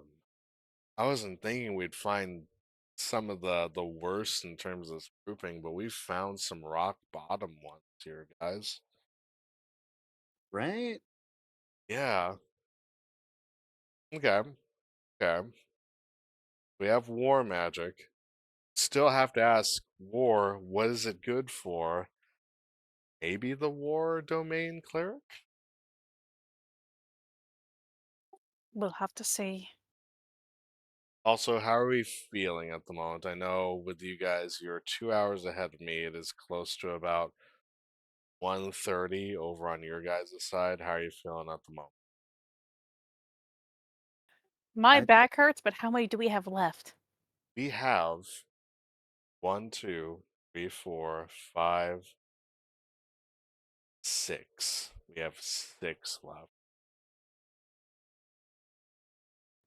I say we do one more and then call that final five. Yeah, Yeah. And then have a more fun and relaxed one for our final ranking. sounds good. So I'll do the war domain cleric. War. Huh. Yeah. What is it good for? Absolutely Absolutely nothing. nothing. War has many manifestations. It can make heroes of ordinary people. It can be desperate and horrific, which acts with acts of cruelty and cowardice eclipsing instances of excellence and courage. In either case, the gods of war watch over warriors and reward them for their great deeds. Clerics of such gods excel in battle, inspiring others to fight the good fight or offering acts of violence as prayers. Gods of war include champions of honor and chivalry such as Torm, Erroneous, and Kirigilith, as well as gods of destruction and pillage such as Arithno, Fury, Grumsh, and Ares, and gods of conquest and domination such as Bane, Hexter, and Maglubiot. Other war gods such as Tempest, Nike, and Nuada take a more neutral stance, promoting war in all its manifestations and supporting warriors in any circumstance. I also have to talk in southern accent for a couple minutes. I do apologize. um, Nah, you're Oh no, good. we're here for it. Yeah, So, don't you worry about it, partner. yep. I tell you what, the war domain spells you get are divine favor, shield of faith, magic weapon, spiritual weapon, crusader's mantle, spirit guardians, freedom of movement, stone skin, flame strike, and hold monster. For bonus proficiencies, you gain proficiency with martial weapons and heavy armor. War priest. From first level, your god delivers bolts of inspiration to you while you're engaged in battle. When you use the attack action, you can make one weapon attack as a bonus action. You can use this feature a number of times equal to your wisdom modifier. You gain all expended uses when you finish a long rest. Channel Divinity Guided Strike. Start at second level. You can use your Channel Divinity to strike with supernatural accuracy. When you make an attack roll, you can use your Channel Divinity to gain plus 10 bonus to the roll. You make this choice after you see the roll, but before the DM says whether the attack hits or misses. It's Cleric. Sure it does. War God's Blessing. When a creature within 30 feet of you makes an attack roll, you can use your reaction to grant that creature a plus 10 bonus to the roll using your Channel Divinity. Make this choice after you see the roll, but before the DM says whether the attack hits or misses. Divine Strike. You gain the ability to infuse your weapon strikes with divine energy once on each of your turns. When you hit a creature with a weapon attack, and cause the attack to deal an extra d8 damage to the same type dealt by the weapon to the target. And the extra damage increases to 2d8 on 14th. Okay, I'll behave now. No worries. There, Dio, you're fine. In Avatar Battle, you gain resistance to bludgeoning, piercing, and slashing damage from non magical attacks. Oh boy. I'm slightly underwhelmed by this particular cleric subclass, if I do say so myself. Yeah. I like in the same vein that the thief rogue is underwhelming, this is underwhelming. It's like you do your job, but you could have tried harder, you know? Could have done a little bit better. Like giving the cleric like pseudo multi attack is all right, Yeah. except for the fact that you would prefer to use spiritual weapons. So actually no. I mean, Yeah. unless you're using like a double-handed weapon, like unless you're using like a great sword or a great axe or something like that, maybe a maul. Yeah. I hear you on that. I mean, it just seems like you're just setting yourself up for a big hit, but really all you're really doing at this time. Yeah, like the channel divinity plus 10 to hit is okay, but like I don't know exactly how to like it feels like uh it's one of those weird ones where it's like, hey, uh don't like roll this, add the plus 10 after you see the roll, but the DM can't tell you whether it hits or not. Like, why why did they write this in? I mean, just to make it a bit more fair, I take it, but really, it doesn't. It's not really that big of a thing. I mean, plus 10 it's all right, but are you gonna really need to use this ability anytime? Like, for the Like most part? this this subclass doesn't give you any of like the enhancing spells. No, wait, it gives you Crusader's Mantle. Does There's give me that. Crusader's Mantle, yep. That being said, you'd still always rather use Spirit Guardians. Yep, It gives you Magic Weapon, uh, but like by the time you're using it, you should already have a plus one weapon. yep,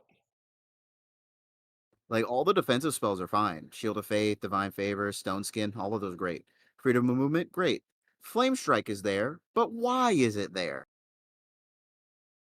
It's because it's a player's handbook spell and they couldn't think of another spell to give you. yep. They didn't want you to have smites. They were like, oh no, those are for paladins. You're a war cleric. You can't have smites. Why would a war god smite anyone?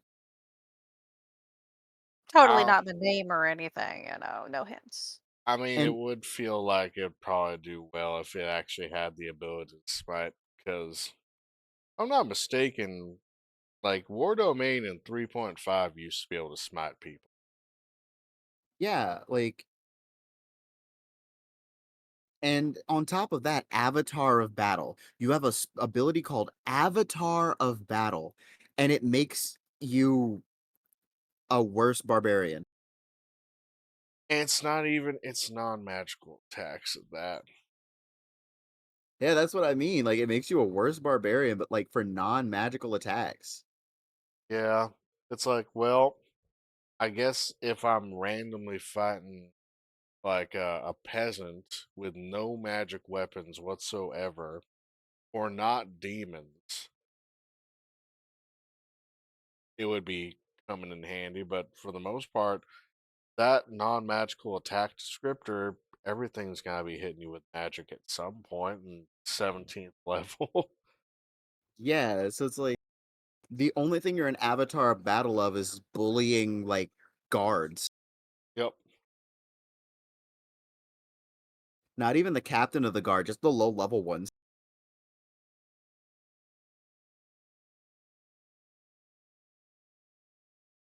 Yeah, I don't know about this one. I feel like it's missing some very key components for what would be a cleric, or like a really good subclass for cleric. Because in the world of where, let me look at the list here. Oh, look at that! Like you see this in awesome territory. We got death, life, and light, which do a much better job being a cleric than this one does. Yeah, like this is supposed to be like the premier melee cleric. Yep. And it handles that for all of 2 levels. I would actually say the Forge cleric is more of a premier melee cleric than the actual like war cleric is. Yeah, and you'd be correct. Heck, I think the Twilight cleric is a much better melee cleric than the war cleric is. Once again, correct. Like Twilight, Forge, what's the other one? Like, but anyway, all the other melee clerics kind of do war cleric's job better. The only thing that war cleric has on them is like a pseudo melee attack, but forge cleric gets smite spells. Like Twilight cleric gives you like a cloud of temporary hit points. Yep.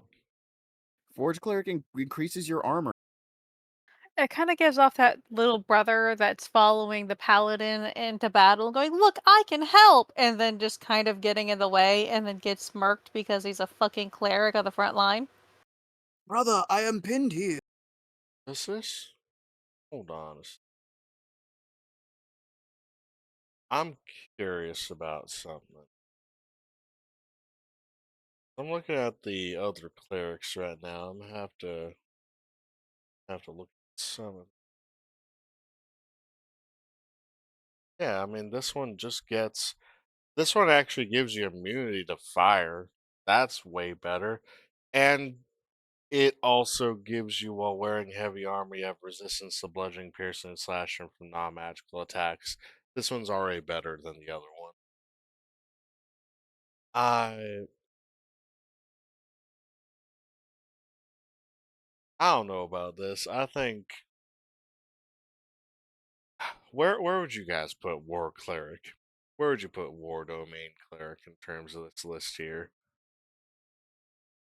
Um, I would put it in could work below the trickery cleric. Below the Trickery Cleric? Yep. It's still better than the battle rager. I guess it does give a +10 to attack.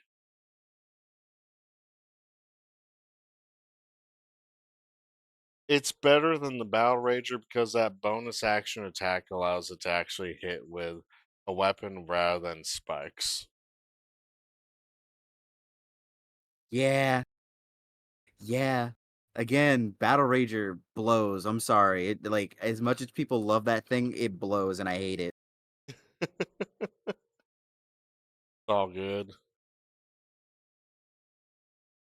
Alright, but if that's the case, Kiwi, any last words on the War Cleric?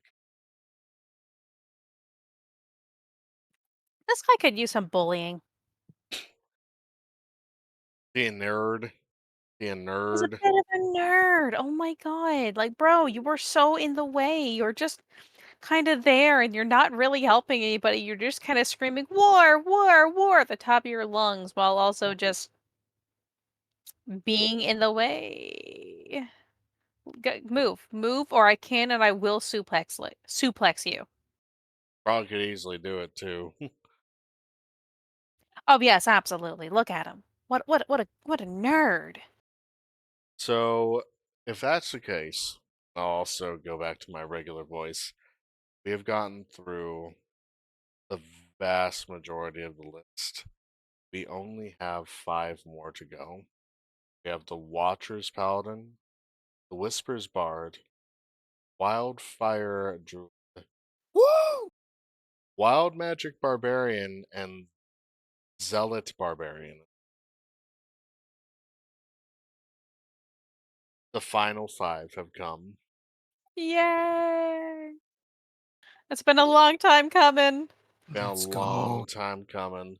Look at all the ones that we've gotten through. Like, as far as honorable mentions, Beast Domain, very much broken. More broken than anything else in this list. We got the Moon, the Shepherd, the Twilight Druid. I don't think, just from what I'm seeing here, that these ones will be very much in. Well, you know what? Maybe the Wild Magic Barbarian could probably be in straight up broken territory. I do love the Wild Magic Barbarian. Played it Like, once, it was great. look, if there's any of these that are gonna be in the straight up broken category, in my opinion, it's probably gonna be Wildfire Druid. Wildfire Druid. Yeah, or Zealot Barbarian. One of those. Dollar Barbarian's interesting. I do like it quite a bit.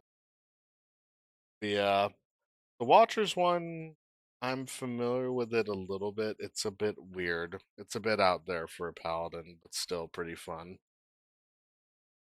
Oh my goodness. But it's been a long time coming, y'all. We have almost cleared out the list. And just in time for 5.5 Player's Handbook to have come out and completely overhaul the standard stuff for a 5th edition. Oh, you mean that book that we're gonna ignore? Because it doesn't exist? I mean, it exists, but you may as well not even treat it as if it was there. Yeah, yeah, that's what I'm gonna say. No, it doesn't. Shh. It's a book.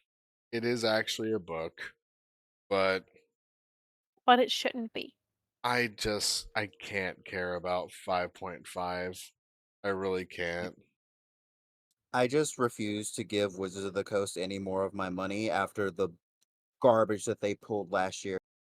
Mhm. Yeah, no, you would be right about that. Right about. After everything that Wizards of the Coast has done, I would say that they're not really in the space to make more money at this time, especially from me. Definitely not from us either. Yep. This isn't me calling to arms pirate as much material as possible, but Ahoy mateys? I mean, Yeah, har har and a bottle of rum? Set sail? Port? Mast? Harvard. Yes, speaking of pirate ships, Kiwi runs an amazing game on Mondays called Lands of Plenty, where we're currently doing some seafaring shenanigans, and we've touched down on a really amazing city across the ocean. Please check it out if you have the time on Monday afternoons. I play a bugbear artificer named Anchor. There is also two tieflings of opposing colors, and a really weird man who uses a door as a weapon. A door? A door. A door. And he is a baseline fighter. J'adore. No subclass. No one gets past the door. Sounds like a wrestler, actually. Oh, he acts like one half the time. It's very obnoxious, very funny. But yeah, nah, that sounds like a pretty awesome campaign. If you do want to see more of Kiwi's content, you can check her out on the Twitch channel that I just linked down there on the collab. You can go to Kiwi underscore lovelybead to be able to see her content and also be able to catch Dismith on the other channel there. Thank you, sweetheart. It is always fun to be here, and I can't wait for the next one. Yeah, we just gotta finish up a little bit more. Just a little bit more, and we'll be done. We're almost there. We are almost there. We're almost there. Yeah. If that's the case, we can probably hit this up next week. I should have work at a I mean, from 10, 11 to 7. Or if we might be able to do something later this week, we could probably finish out the rest of it very quickly as well. But we'll see. We'll see. Yeah. Anyway, Sounds fun. I cannot wait. I yeah. love these. I have to come up with some other tier list that won't take us like a few months to do, but maybe something a little bit less like a little bit less like strenuous. Like maybe I don't know. I already did all the monsters in the monster manual in terms of monster fucking abilities, so I don't know. So we'll talk about that later. But let's go ahead and let's catch some waves and go to just hang out somewhere else. You guys got anyone that you want to raid into for tonight and send some love over? Let's see. Hmm. Hmm. Hmm. Let's Well, see. there's Soulstone is still playing. Yeah, Ooh, Soulstone's still playing. Yeah, why not him? yeah, let's go ahead and hit the Soul Stone. Playing some Resident Evil. Ooh. Go ahead and hit that. What should we?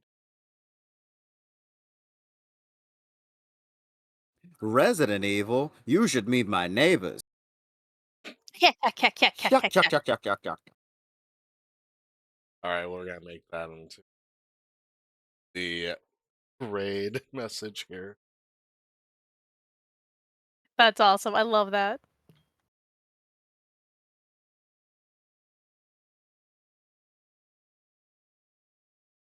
Okay. I'm Goblin Demon Raid. All right, go for this. Go for that message. Take it as you will. If you happen to have the follow, you can hit the little green cube. Or if you happen to have my subscription, take the little wiggle emote in there just as well. Boom. Alright, let's go ahead and raid into Soulstone, send some love his way, shall we? Yes. Alright, y'all take care. Say goodbye, everybody. Have a good night. Send some love over to Soulstone. Stay hydrated, stay healthy, and stay the awesome people you guys always are. Good night. Goodbye. Good night. Night. Goodbye.